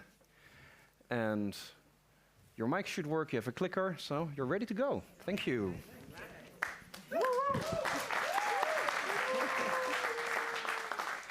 The band is back together. The band that never was, really. Exactly. You want to start by introducing yourself? Yeah, sure. Super happy to be here, and thank you so much, Charl. It's a joy not only to read the book and sort of think through this incredible, precise analysis of a history and a becoming and an analysis of a sort of a period of time that we're in. So I really appreciate that a lot. I'm the director of the Irish Museum of Modern Art. So after 25 years here in the Netherlands, which I miss, I'm now back in Ireland. And I would say that, it's so interesting and quite nostalgic and quite dramatic to read with such precision about that project Becoming Dutch. So I'm having a lot of emotions about it in some ways. But I think the practice and even this wonderful title, thinking about sort of this desire and this exclusion, this dynamism between the effort to think things speculatively and publicly, are kind of characteristics that I think I still carry through in my practice, and hopefully we'll both talk about that and how the museum can be a space for this. In all of its flaws, I was very interested in the idea of authority earlier when we were talking about this notion of what authority means. And I think it's really interesting to think about when the mechanism of the museum can take responsibility but question authority. And if there can be a kind of dynamism around that, the exhibition as a dispositive that allows that.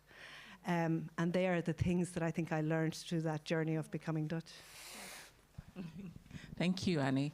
So the inside joke, the band that never was, stems from the fact that Annie left in 2019 at Van Abbe Museum, and I started in 2020, so I replaced Annie. I'm definitely riffing off of your work, but we never got the chance to work together. So my name is Yolande, and I serve as senior curator at Van Abbe Museum, and I've been there for going on 6 years now. So, I mean, I was saying to Annie, which also marks your time at IMA, 2020, which also marks the COVID years. And why that was particularly interesting for me is that it slowed down Van Abbe Museum.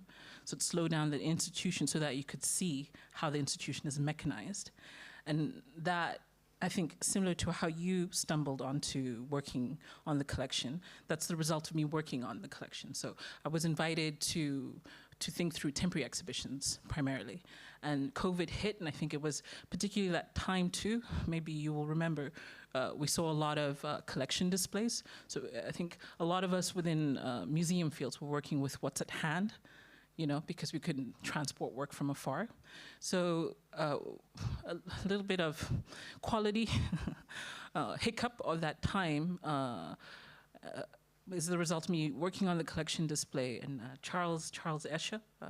So this chapter, I mean, thank you, Charl. It's like archival work, but you've also managed to capture both Annie and Charles's voices. So Charles Escher, director at Van Abbe Museum at the time, and Annie was operating as senior curator. But particularly, like, this time of COVID is interesting to me because it slowed down the institution so that I could really see how it's mechanized, how heritage is made, and then delve into the collection after lots of probing from Charles and Steven and the rest of the team. And it changed my path, actually, at Van Abbe Museum, in the sense that I think one key lesson is, the collection is really where you understand institutional value, how an institution sees itself, what it values, what it doesn't value, what it leaves out, of course, and what it brings in. And what I'm most interested in is like the conditions of bringing something in. And if it wasn't for that COVID time, actually, and where I got to like stab at the collection for the first time, I think my trajectory at Van Abbe would be completely different, which is maybe a long way of maybe like foregrounding. First question that I have for you is around this like becoming Dutch period. Charl marks, I think, two points that I was particularly interested in with the mind, and like that collection is in fact more representative of an institution, more so than temporary exhibitions, in the sense that, at least to me, and I think we agree here, temporary exhibitions is where institutions and museums can perform something because of the temporary nature. It's 4 months, and then you don't need to actually take up anything that you foreground, right? So this back and front of house is severed. But when you are working with collection, you're working with precisely how a collection is like measured, comes up.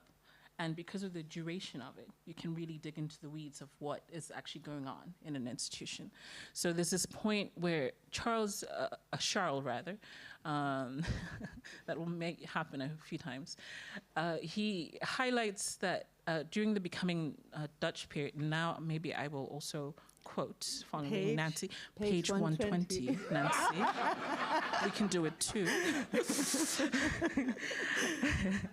Annie Fletcher adds that as a result of becoming Dutch, that led them to rethink museums' curatorial practices. She realized that if they were to do a project like Becoming Dutch, it indeed directly impacted the collection policy. And then there's no real elaboration. So my question is like, how did Becoming Dutch impact collection policy? Yeah, great question. I think many, understanding the performative nature of what Becoming Dutch was doing on many levels in that dynamism, as I was saying, the slip between sort of trying to author something without, while allowing for speculative research, I suppose, and questioning, was very performative anyway, as a dispositive, as a mechanism of using the exhibition. But I suppose what became clear is the inadequacies of the exhibition. There's many inadequacies. We can talk about the inadequacies of the museum and the staffing and the ideologies and the thinking. I mean, these are the things that you're grappling with. And I suppose in the way that you found through that quietness of COVID, the chance to kind of interrupt that temporality of intense production, you start to actually look at the what Okwi Enwezor talks about, the epistemological violences of the structure, I think. And we understood that, we started to grapple with that on lots of levels, while committing some of those violences too, but grappling with them, talking about them, trying to at least unearth what the structures were and what the inadequacies were, I suppose. And on that level, it's not just the collection to me, it's also the staffing, it's the structure, it's the idea of thinking the critical infrastructure, because museums, like most institutions, are interested in their own self-preservation.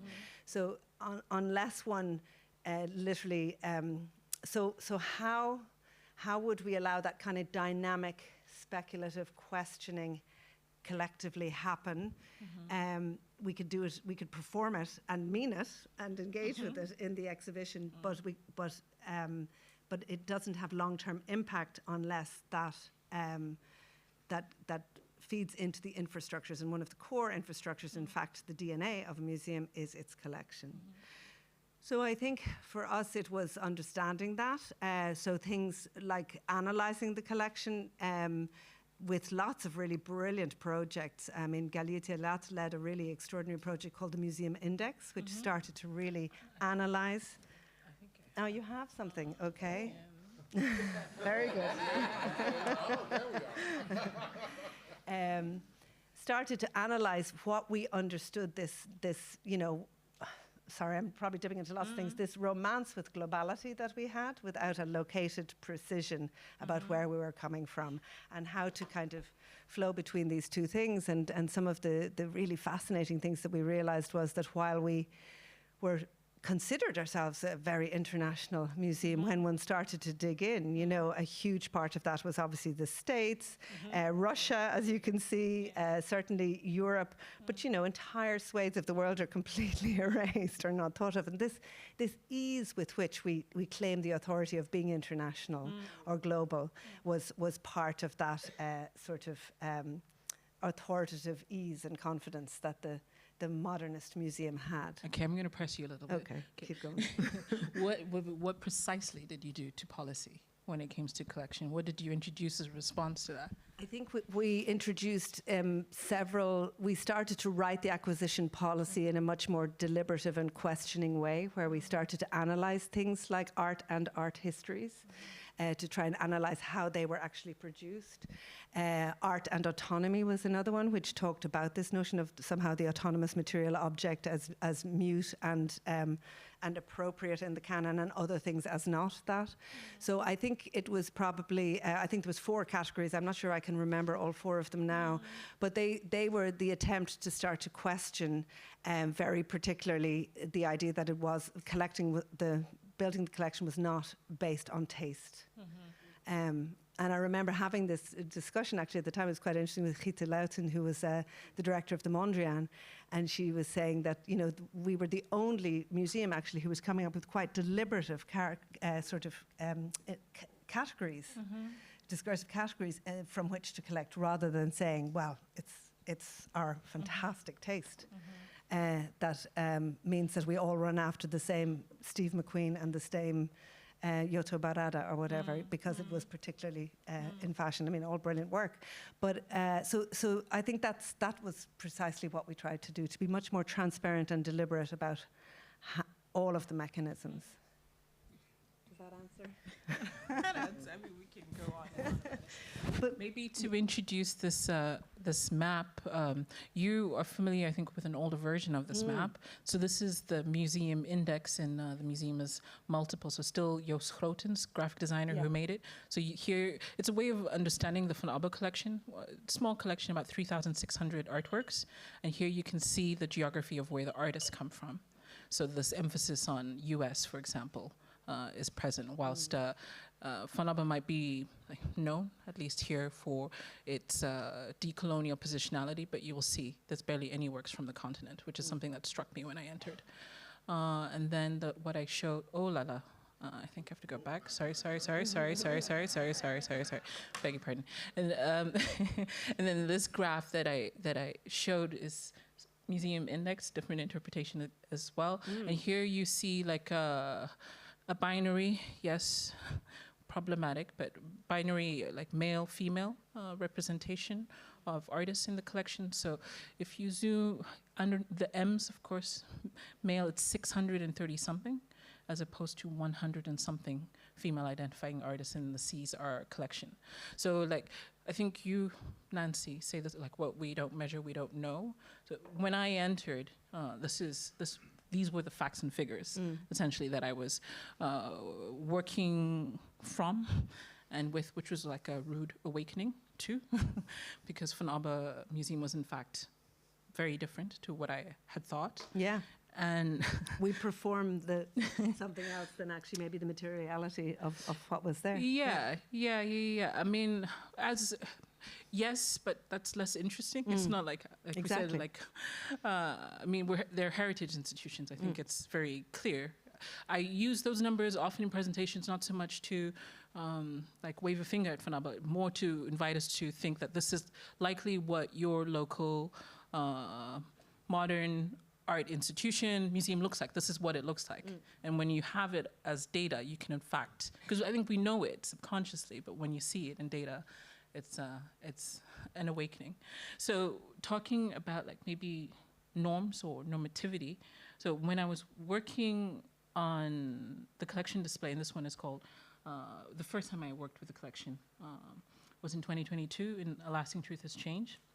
And then that particular exhibition, I suppose, was trying to think of, in the height of COVID again, like how can change figure in a heritage institution if heritage is about institutions and museums are precisely about keeping things the same. And of course, I'm borrowing from Octavia Butler, particularly the Parable series. So each gallery, each room had a kind of a question or a lesson or a tenet, as she phrases it, around change. And I mean, this one is like shout out to Quinsy and Glenna Martinez. This gallery was dealing with this idea of autonomy. The one on the top right is dealing with this idea that change is place-based. We need to begin with where we are. And the one with the children is beginner's curiosity. But what I particularly want to maybe point out is it's really faint, is this 150 line or horizon that ran throughout the exhibition that marked like the norms of exhibition hang. And so the whole exhibition was deviating with this one, so hanging above, hanging below, hanging on the ground. And what struck me is how angry people were, particularly with this top right image, the place-based gallery. So there you have Otobong Kanga, there's Dumas, there's Buren, there's Lubaina Himid, the Chabot was also from 1936, so the age of the museum. But this expectation of particularly museum visitors that you cannot hang works like this. And I mean, I mean, you work with the collection too, so there's a rigorous amount of research to actually figure out if we can do it and if we're not interfering with artist's intention. But it's more to say like, yes, you can, because the 150 line is made up. We can change it. You know, between 153 and 160. So, like, it's made up. Yeah, and when it's construction. And yeah, which is to point to infrastructure, which is maybe one of the second things that we wanted to talk about. Yeah, absolutely. I mean, the other thing that's really interesting, I think, is this notion of the collection, how to use it, right? Rather than sort of adhere to the norms of how it's shown. And I suppose, maybe just before we go into that, I'm really fascinated by this idea of how rambunctiously joyous this exhibition was for me, like on so many levels. I snuck in at some point, perhaps. But I think there's something really freeing about thinking of the collection and the objects as tools. So maybe it is down to infrastructure. Yeah. And one of the great kind of arguments we had, productive arguments in the museum at one point, was this battle about the difference between the archive and the collection. And that there was this kind of incredible moment when we said, well, actually the collection is just part of the archive. And the just, of course, is very troubling, makes people very angry, like putting things near the floor. But it's really liberating, because the archive is intergenerational knowledge on all kinds of levels, and this is part of that. And that is such a fantastic tool. So, and that maybe leads into that idea of infrastructure. It's trying continuously to think, what are the tools in your hand in the museum, and why the sort of the neoliberal adherence that we were all trained with, or certainly I was as a curator, to always think the production of the new. Why the museum is a great riposte to that in some ways. That's quite exciting. But nevertheless, this massive infrastructural ship that is, as many say, the zombie that you can't kill. It just keeps going. Is how do we mobilize it? How do we think how do we critically analyze the infrastructures in a way that. And I think that's what we started to talk about a little bit in the prep for this, that wonderful thinking of Marina Fischmidt, the much missed theorist, this trying to really understand that it's not an invisible infrastructure. We need to understand it as a critical kind of infrastructure. So it'd be really interesting to hear your thoughts about the critical infrastructure of the museum. In 2 minutes. In 2 minutes, no problem. Start now. Okay. I can try. Yeah. I think one of the things that came up for me in reading the chapter and highlighting infrastructure is like it afforded me to think through the exhibitions that I've been working on at FNABA. And I mean, there's like natural petulance in me. So I will always like rebel against the house. But the through line that I found is that each exhibition is somehow pushing up against the infrastructure, the architecture. So here the plinths are highlighted in Lasting Truth is Change.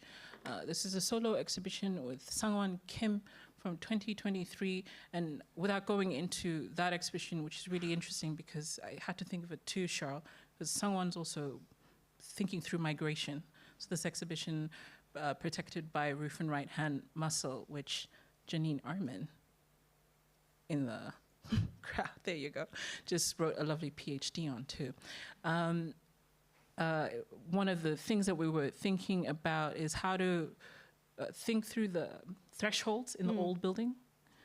So all of the thresholds in this exhibition are kind of elaborated or embellished to give you kind of physical feeling as a way of disturbing the monastic, like 10 gallery room space. And then I see 30 seconds. And then maybe Ima Abasi Khan, the horizon again, like returns. If only to maybe say that I think the horizon is in fact not the institution. So the exhibitions also point to an outside.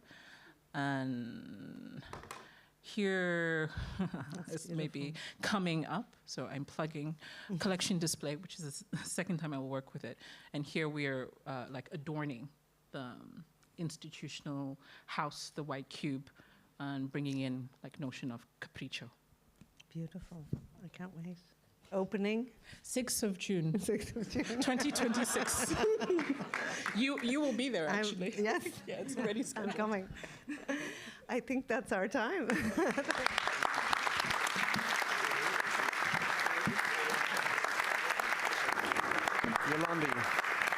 Yolande, Annie, thank you so much.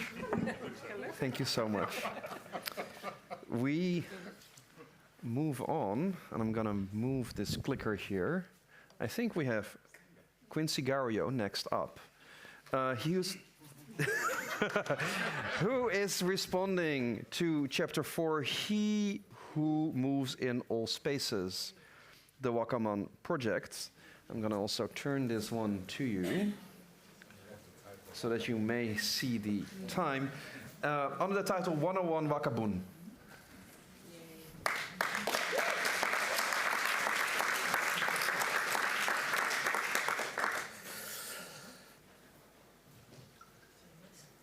In 1975, Glenda Martinez celebrates the independence of Suriname in Nijmegen.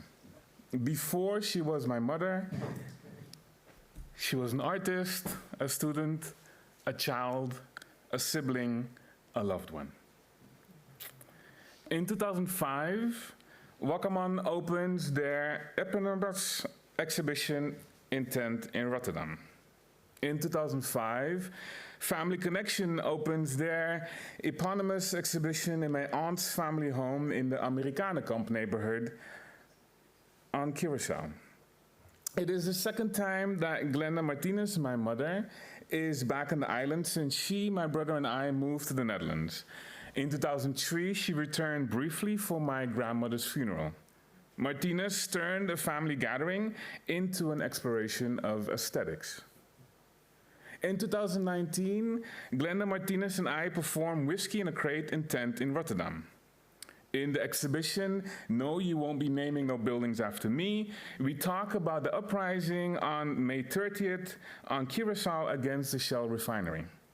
Martinez made a scale model of the march out of tea lights and Albert Heijn store brand soy, rice, and almond milk packages, among other materials. In 2016, Janneke Wesseling reads a statement during a public conference organized by a Lebanese curator and an Israeli artist. The pair was attempting to argue that they could only meet and work together in the Netherlands because of the strife that their two countries were involved in. The conference flattened the violence of the white supremacist colonial occupation project that is indiscriminately murdering those who refuse it. The pair had set up a microphone and invited the audience to also participate in the discussion. Wesseling walked up to the microphone and read aloud from a printed piece of paper. It was an argument for colorblindness in the arts. She said that the statement had been written by a white teacher to his Surinamese student. In 2024, Rutzel Martinez and I encounter Hortense Brown working in her outside sculpting studio at Landhuis Bloemhof. My uncle had known her from the art scene on the island. The preeminent scholar has been living on Curaçao since 1973. Her figurative and abstract works pepper the public space on the island. On the name plaques accompanying the work is both her name and her phone number, just like on the paintings of the iconic Hipólito Ocalia. When I asked her if she was the sister of, she was surprised, because most people don't ask her that. Curators don't see their works in relation to each other, but to me it's clear as day. Both reconfigure how the othered body relates to its environment materially as well as philosophically. Her stories about her brother were heartwarming, but not for me to share in accordance with his artistic practice. In 2003, Felix de Rooij opens the first exhibition in the Netherlands about slavery told through the eyes of the enslaved. He does so with a selection of what was on display in the Wit over Zwart exhibition. The collecting of that material had been initiated by the groundbreaking theater director Rufus Collins. After the Tropenmuseum did not acquire it, the Wereldmuseum Rotterdam welcomed it to then loan it out semi-permanently to the Africa Museum. When the erfenis van slavernij traveled to Curaçao and Suriname, it went without most of the objects in the exhibition because the lender museums, among which the Volkenkunde Museum, refused to allow overseas travel.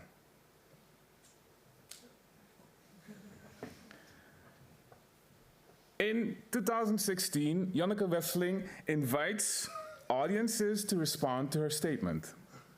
I raised my hand to note that I'm not Surinamese. Unbeknownst to me, when she started, was that she was reading her husband's end-of-year assessment of my Art Academy coursework.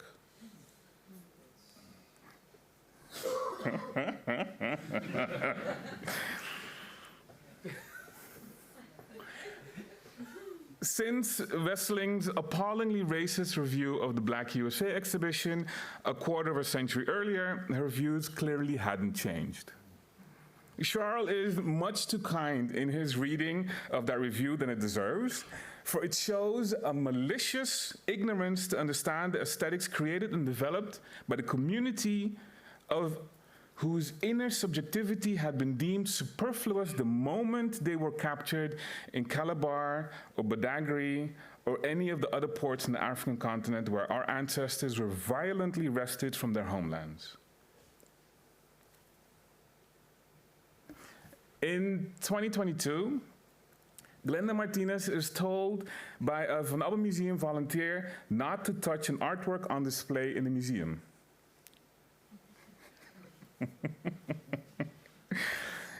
Wendelin van Oldenborg, who happens to be present in the museum at the time, intervenes to tell them that Martinez is the artist of the work. It is the scale model from the Whiskey in a Crate performance which became the departure point for the Family Connection collective work Nos Lamang Taying, shown during the exhibition Positions number 5. Martinez was activating the work for her grandchildren who 3 years earlier could not quite comprehend the performance. In 2024, Paul Brenneker's Jolie series of books are on sale in the gift shop of Landhuis Bloemhof. The Dutch Catholic missionary Brenneker had become well known together with the storyteller, poet, and illustrator Ellis Juliana, Ompie Ellis, as the collectors of a history that was likely to vanish from the island as the older generation was slowly passing on. The Zikinza collection, recordings of a series of interviews that the pair conducted during the 1950s and 1960s, showcases the development of decolonial aesthesis that the industrialization of the island was attempting to foreclose. The placement of the Shell refinery on the island had shaken up the understanding of the island's place within the Dutch kingdom and its imagination. With that came an attempt to enter into modernity, which needed the erasure of certain stories. To paraphrase Sylvia Wynter, Walter Mignolo, Cedric Robinson, Denise Ferreira da Silva, and many others, this quest for modernity misunderstood that modernity was facilitated through colonialism. In 2012, Glenda Martinez exhibits her work during the Uniarte Community Showcase organized by founder Sherelle Emanuelson at the Heesterveld Creative Community in Amsterdam Zuidoost. Martinez is effectively retired after her job laid her off. And nobody else will hire her, despite all of UWV's pressure on her to apply for jobs. She is both hypervisible and invisible. They saw a 60-year-old Afro-Caribbean woman and not her mountain of diplomas. In 2026, Uniarte moves to an office space in Landhuis Bloemhof. The former plantation house has been renovated by the powerful and rich playwright and sculptor May Henriques. Henriques was one of the protagonists of the struggle against the Stichting Culturele Samenwerking and what was deemed its function as a tool for cultural neocolonialism. Despite all of its flaws, The organization also led to the validation and elevation of Afro-Caribbean aesthetics that would chip away at the dominance of the local Catholic, Protestant, and Jewish elites' definition of Caribbean art. Among the works collected by the organization are pieces by Rutzel Martinez and Mauricio Onofre, my uncle and great-uncle. In 2014, Gillian Grandsaan is a discussant in the Black Queer Body Politics Conference in Copenhagen.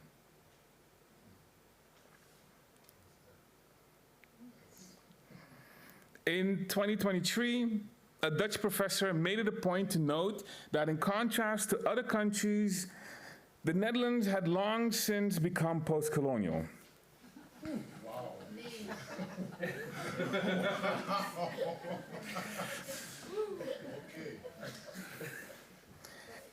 Here in the Trippenhuis, I raised my hand to cite Ines Blanke van der Scheer's replacement for the misnomer, the Dutch Caribbean.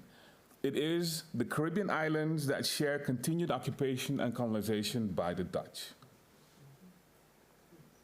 In 1975, Glenda Martinez is in the Netherlands to pursue a degree to be a typing teacher. She was the first of her siblings to leave the island and would be the only one to build several lives outside of it.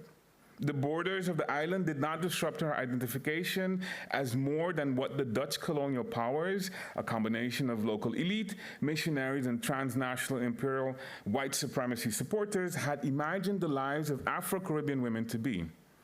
As a child, she loved maths, but encountered teachers who were hell-bent on perpetuating the white supremacist beliefs that curtailed Afro-Caribbean life on the island. Supported as she was by a mother and a father who believed in her and a will stronger than steel,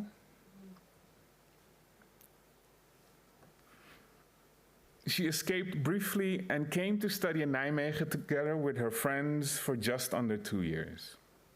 That specific year that she traveled to the historically progressive city was another watershed moment for those fighting justice against Dutch coloniality. Since the war of aggression that the Dutch state waged against the people of Indonesia for declaring their independence from the violent imperial power, this new moment resonated with all who wished for liberation against oppression. In 2010, Family Connection exhibits in the now defunct gallery Verse Vis in Utrecht during a snowstorm. Glenda Martinez wills it into being despite the weather.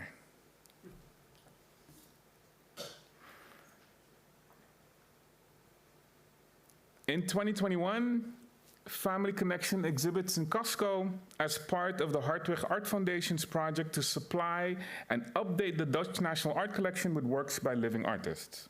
The collective takes as its departure point the Antillian Carnival of 1983 that was documented by Rutzel Martinez as an art student living in Utrecht at the time.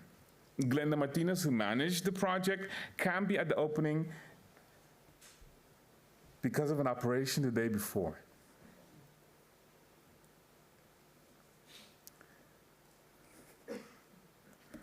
In 1975, Glenda Martinez celebrates the independence of Suriname with her friends.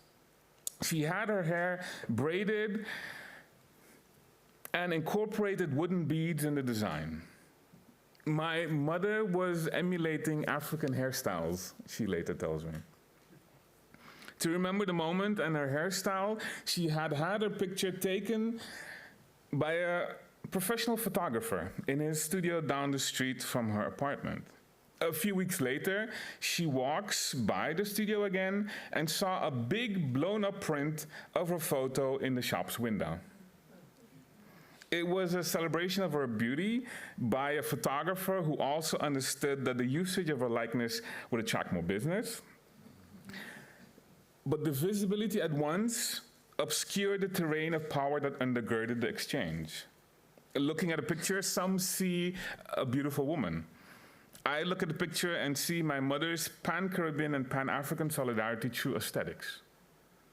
Sensibilities of taste and feeling that transcend nation-state borders, but speak with reverence of deep historical community knowledge, production, and enriching encounters. Throughout her life, her clothing, her hair, her accessories, and importantly also her shoes, would announce the arrival of another son.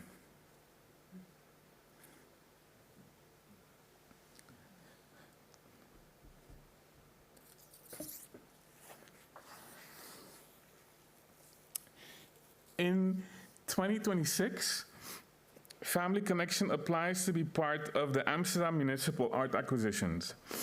Although today is 101 days since her son has set,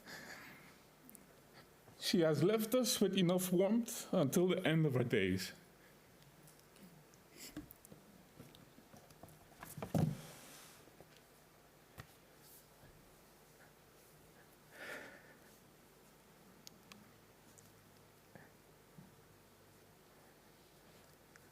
Thank you.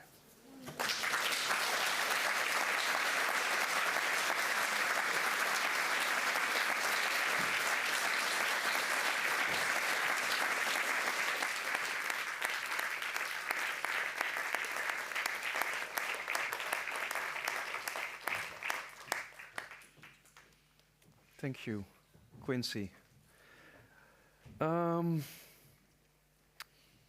We have come to the final chapter. Chapter 5, Cultural Multiplicity as Default, Action Curating Dutch Afro-Subjectivity with Vincent van Velsen.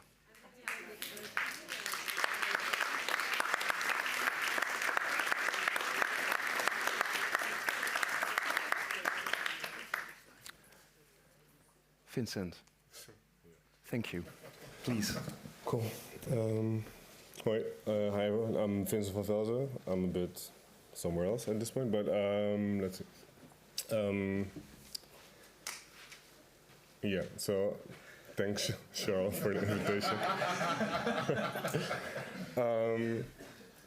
And thanks, KNAW, for hosting, and of course, thanks everyone here for being here.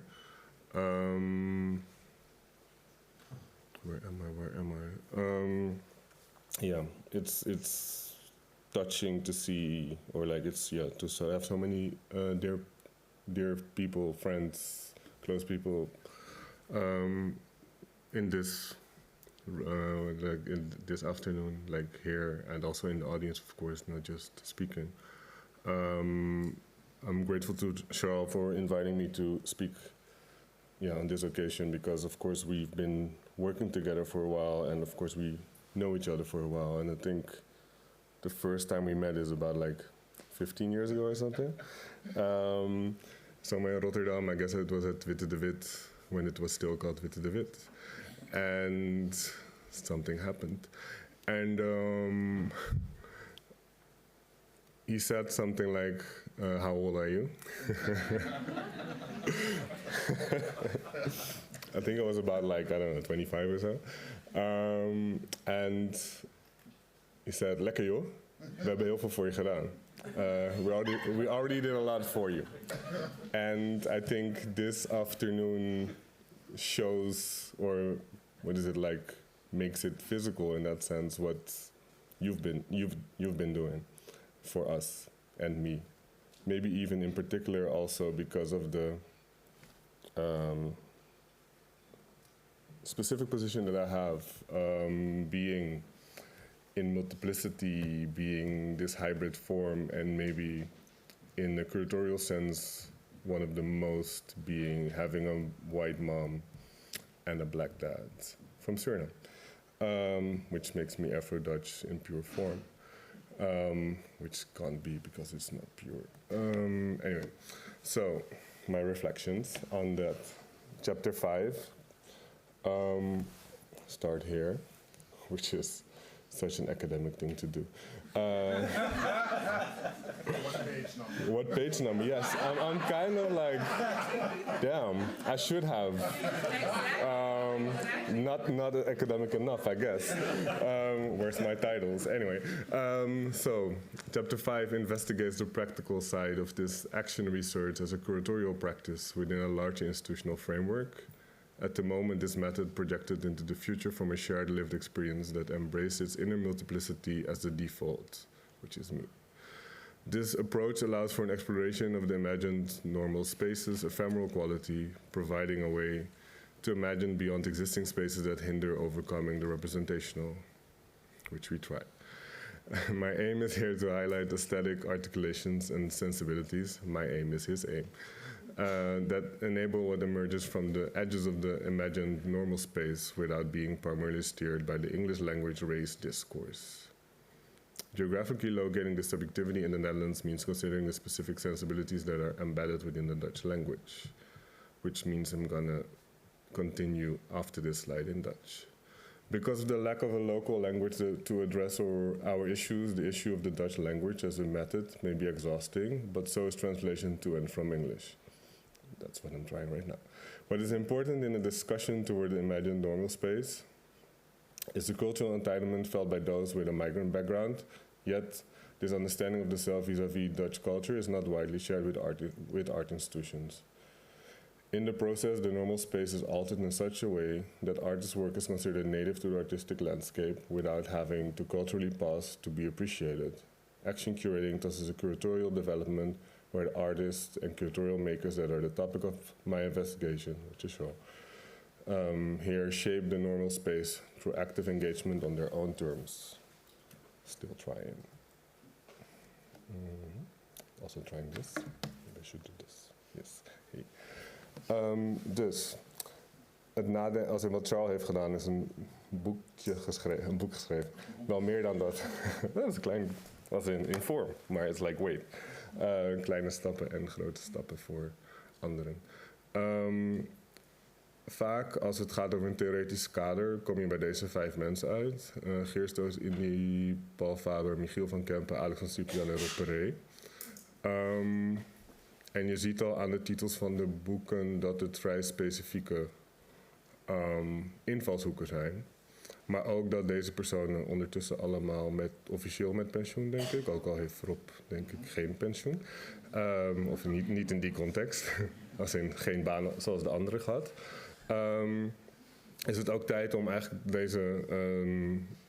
wat zij hebben geschreven heeft een historisch belang en een bepaalde waarde. Maar het is ook nodig dat we dit herinterpreteren. Wat iets is wat Charl, denk ik, doet en wat anderen ook proberen. Ook om de self as racialized en non-neutral position mee te nemen. Dit is weer een quote uit jouw boek waar geen pagina bij staat. Love it. Ik wilde even verder inzoomen op de achtergronden van deze personen. Juist om te tonen wat voor perspectieven er zijn losgelaten op ons zijn. En waarbij dus vaak het historische, postkoloniale, het Caribisch heel erg afgebakend. En het zijn natuurlijk vaak mensen die bij voorheen het Tropenmuseum, Tropeninstituut hebben gewerkt. Wat betekent dat er ook een specifieke locatie of type instelling aan vast heeft gezeten. Je ziet dus als in Paul Faber, het is wel weer kunsthistoricus, er zit meer kunst in, maar alsnog conservator Afrika. Wat ik altijd een interessante combinatie vind met Suriname, omdat het andere ruimtes zijn. Maar dat is iets wat volgens mij wel aardig is besproken vandaag. Michiel van Kempen is natuurlijk meer literatuur gebaseerd, letteren gebaseerd. Wat dus ook weer betekent dat het vanuit mensen is geschreven, maar daarbij wel weer een laag van interpretatie van zijn kant overheen komt. En het is niet een directe conversatie, maar het is altijd het over. En dat is bij allemaal het geval. Alex natuurlijk ook, Alex van Cyprian. En Rob Perret heel specifiek de Afro-Amerikaanse posities mee heeft genomen, wat ook op de vorige slides zijn te zien. Hierbij concludeer ik eigenlijk dat zwart zijn in Nederland vooral bestaat in de geschiedenis, meestal slavernij of vooral slavernij. Dus het is goed als mensen in de geschiedenis blijven en niet in hedendaagsheid bestaan. Van ergens anders zijn, meestal Verenigde Staten, Engelstalig of heel specifiek Suriname. En etnografisch, waar dus het kwaliteitsvraagstuk komt erin, want het is geen kunst met een grote K, maar het is wel een soort van maken wat mensen doen, maar het hoort niet in een hedendaags museum. En dat is dus ook gelijk die locatie, dat het altijd in etnografie terechtkomt. Waarbij ik misschien nog moest zeggen dat eventueel Kitty Zijlmans ook nog in het rijtje kan, maar dan hadden we er 6 en geen 5 en dat klonk minder leuk. Plus zij wordt iets anders aangehaald in jouw boek natuurlijk. En ze is hier. Dus doe rustig. Ook belangrijk dat ze wordt aangehaald. Is toch oké? Dus op meerdere manieren ook aanwezig. Ook mijn docent geweest. Even kijken. Yes. Dus het gaat altijd over en niet door. Er was een bepaalde tendens in de Nederlandse kunst, of een bepaalde periode, laat ik zeggen van 2015 tot 2020, dat er mensen die op Charl lijken werden uitgenodigd voor een bepaald type werk. Specifiek hier voor Wendelin van Oldenborg, maar volgens mij hebben we nog iemand anders die hier ook is. Quinsy herkent zichzelf in het midden. En Wendelin natuurlijk rechts. Waarbij het dus heel erg gaat over een platform creëren voor verschillende stemmen. En daarbij dus ook de kennis incorporeren van, in dit geval zwarte mensen, mensen van kleur die bepaalde geschiedenissen aanspreken. We zagen in het vorige werk La Jeunesse, 2012, waar Charl in zit. En hier dus wel onder andere Quinsy in zit.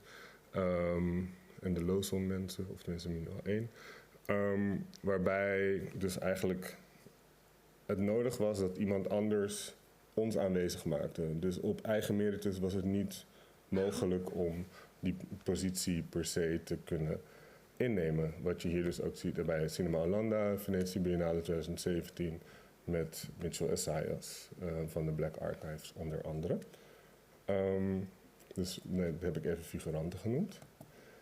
En je ziet ook dat er dus op een curatorieel niveau ook wel een tendens was dat mensen werden uitgenodigd. Maar dan meestal dus als gast, dus gastcuratoren. En in dit geval had je dus een aantal kunstenaars, waaronder Faria Sedok. Quinsy zat er ook in. Emery Douglas, Amerika. Die werden uitgenodigd om tentoonstellingen te maken. Volgens mij is dit ongeveer de laatste tentoonstelling die bij SMBA heeft plaatsgevonden.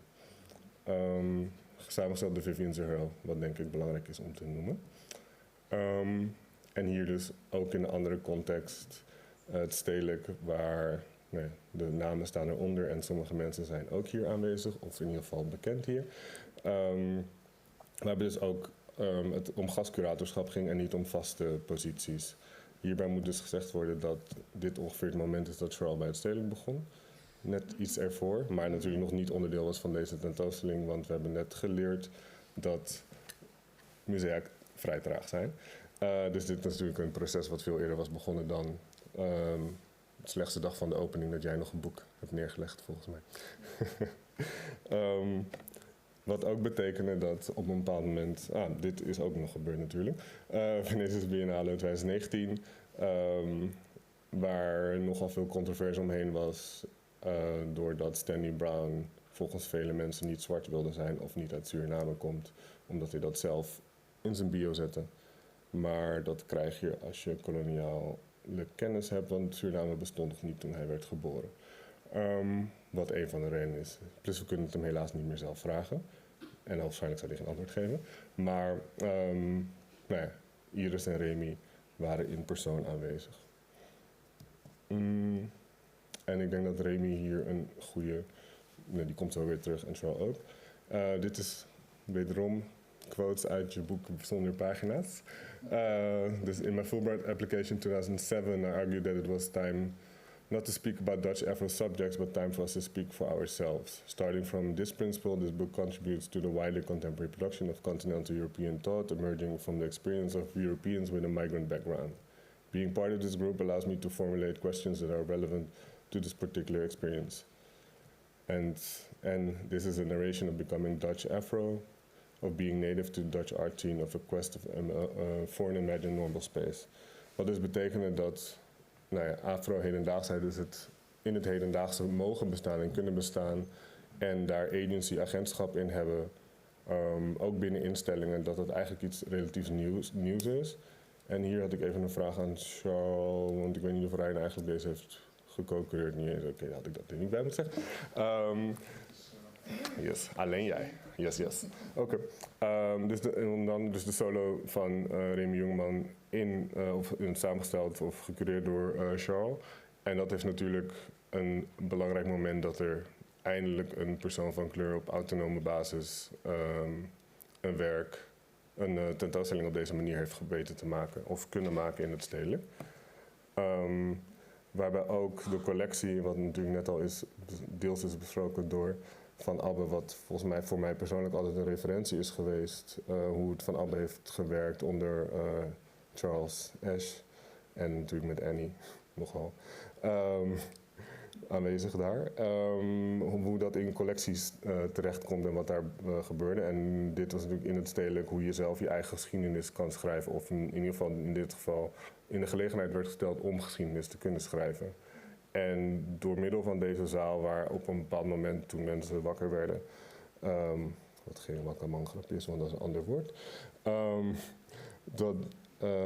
dat er toen wat kritiek op kwam, dat Charles er zelf natuurlijk in zat, maar dat het de essentie was dat dit onderdeel is van de Nederlandse geschiedenis als het gaat over kunst en ook over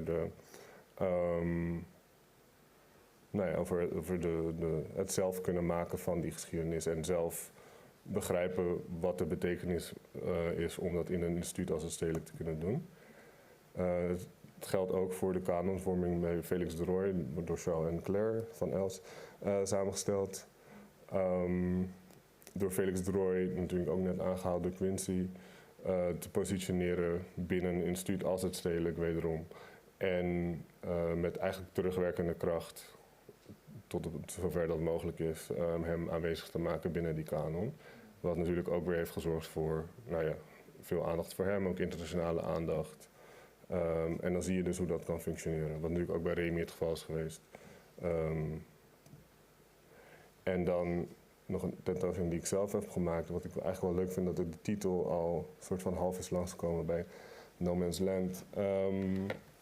Omdat hier dus ook wordt wegbewogen van het altijd over Surinamers hebben als het gaat over zwartheid. En vooral in de Nederlandse context. En dat dus ook de manier van zwart kunnen zijn, dus zwart mogen zijn of gewoon zwart zijn, I guess. In de Nederlandse context dat het breder is dan alleen Surinaams zijn. En dat het ook Nederlandstalig kan zijn. Dat is ook waarom ik in de tentoonstelling of bij de opening van de tentoonstelling daar ook in het Nederlands heb gesproken. En dat het voor Ellen ook belangrijk was dat het op die manier werd gedaan. Juist omdat het voor haar ook een bewijs was of een noodzaak eigenlijk om haar in de Nederlandse context te contextualiseren. Omdat ze er ondertussen al 25 jaar woonde op dat moment. Maar nooit op deze schaal, op deze manier een tentoonstelling had gehad.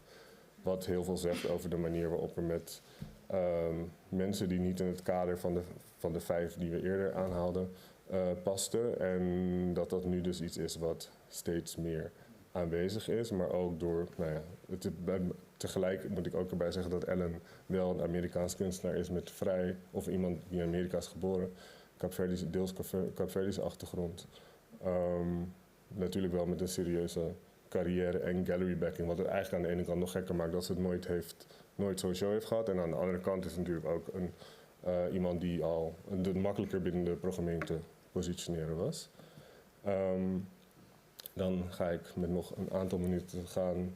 Even kijken wat ik allemaal ben vergeten. Ik denk dat het interessant is aan de tentoonstelling die ik net heb genoemd, dat specifiek die Charl heeft gemaakt, is om eigenlijk de praktijk te zien die vanuit het boek is ontstaan. In 2017 was er een moment, op 27 mei 2017 was er een moment bij Van Abbe, dat is eigenlijk de basis of het begin van het hoofdstuk. Dat legt daar uit in het hoofdstuk, wat daar is besproken. In de Krutu, wat natuurlijk een specifiek Surinaamse term is waarmee mensen samenkomen om bepaalde dingen te bespreken en uit te wisselen. En dat ik eigenlijk wilde laten zien van in die 10 jaar erna, of bijna 10 jaar ondertussen erna, wat dat in de praktijk heeft gedaan, hoe het boek eigenlijk, of hoe de theoretisering die hij in zijn PhD heeft gevormd, hoe dat in de praktijk vorm kan krijgen binnen een instelling. En dat hebben we deels samen gedaan, deels heb jij het met andere mensen samen gedaan. Het was een projectje, of het is een project dat doorgaat. Ik ben daar niet meer bij, maar het is nog steeds een projectje wat doorgaat. En in die lijn is het denk ik ook belangrijk om te zeggen dat de Erwin Olaf tentoonstelling in die zin interessant is, omdat het wegbeweegt van het vernauwende deel dat je als zwart persoon alleen maar zwarte mensen kan cureren. Want dat is niet zo. Maar ja, dat is nu een soort van grappig, maar tegelijk zeg maar nou ja, wat je al in het begin zag, zeg maar, hoe je altijd in de slavernij ook wordt gepositioneerd, hoe je zeg maar, alleen zwart bent en dan ben je alleen zwart, terwijl zwart, zeg maar, wat betekent dat überhaupt? Dat is natuurlijk iets wat jij aanspreekt in het boek. Dat zijn wel dingen die belangrijk zijn. En er was nog een soort van rare anekdote over Wayne, die ik er misschien even tussen moet doen, maar ik heb niet met hem gecheckt of hij oké ermee is. Maar ik heb Wayne Modest geïnterviewd toen hij directeur werd van het, wat is het, hoe heet het ding tegenwoordig? Ja, Wereldmuseum, kijk. Als je je naam te vaak verandert, weet ik het ook niet meer. Dus, anyway. Dus toen Wayne directeur werd, heb ik hem geïnterviewd voor Metropolis. En achteraf zei hij dat het interessant was dat ik de enige persoon was die niet heeft gevraagd hoe het is om als zwart persoon directeur te worden. En wat voor mij nooit een vraag was, maar dus voor alle andere journalisten die hem in die tijd hebben gesproken, dat altijd werd genoemd, altijd werd gevraagd van hoe is dat dan als zwart persoon. En die vanzelfsprekendheid die ik bij hem, waarmee ik het gesprek aanging, is denk ik iets waar hoofdstuk 5 over gaat. In die zin wil ik eindigen met de eerste zin van het boek en de laatste zinnen. This book is dedicated to those who continue to imagine and enact worlds otherwise. All participants agree that there is no time to wait on this until this happens, or we are invited again by a museum. We have to invite ourselves. Dus heb ik ook een keer een briefje geschreven. Anyway, dat was het. Dankjewel, Vincent. Thank you, Vincent, for this final chapter.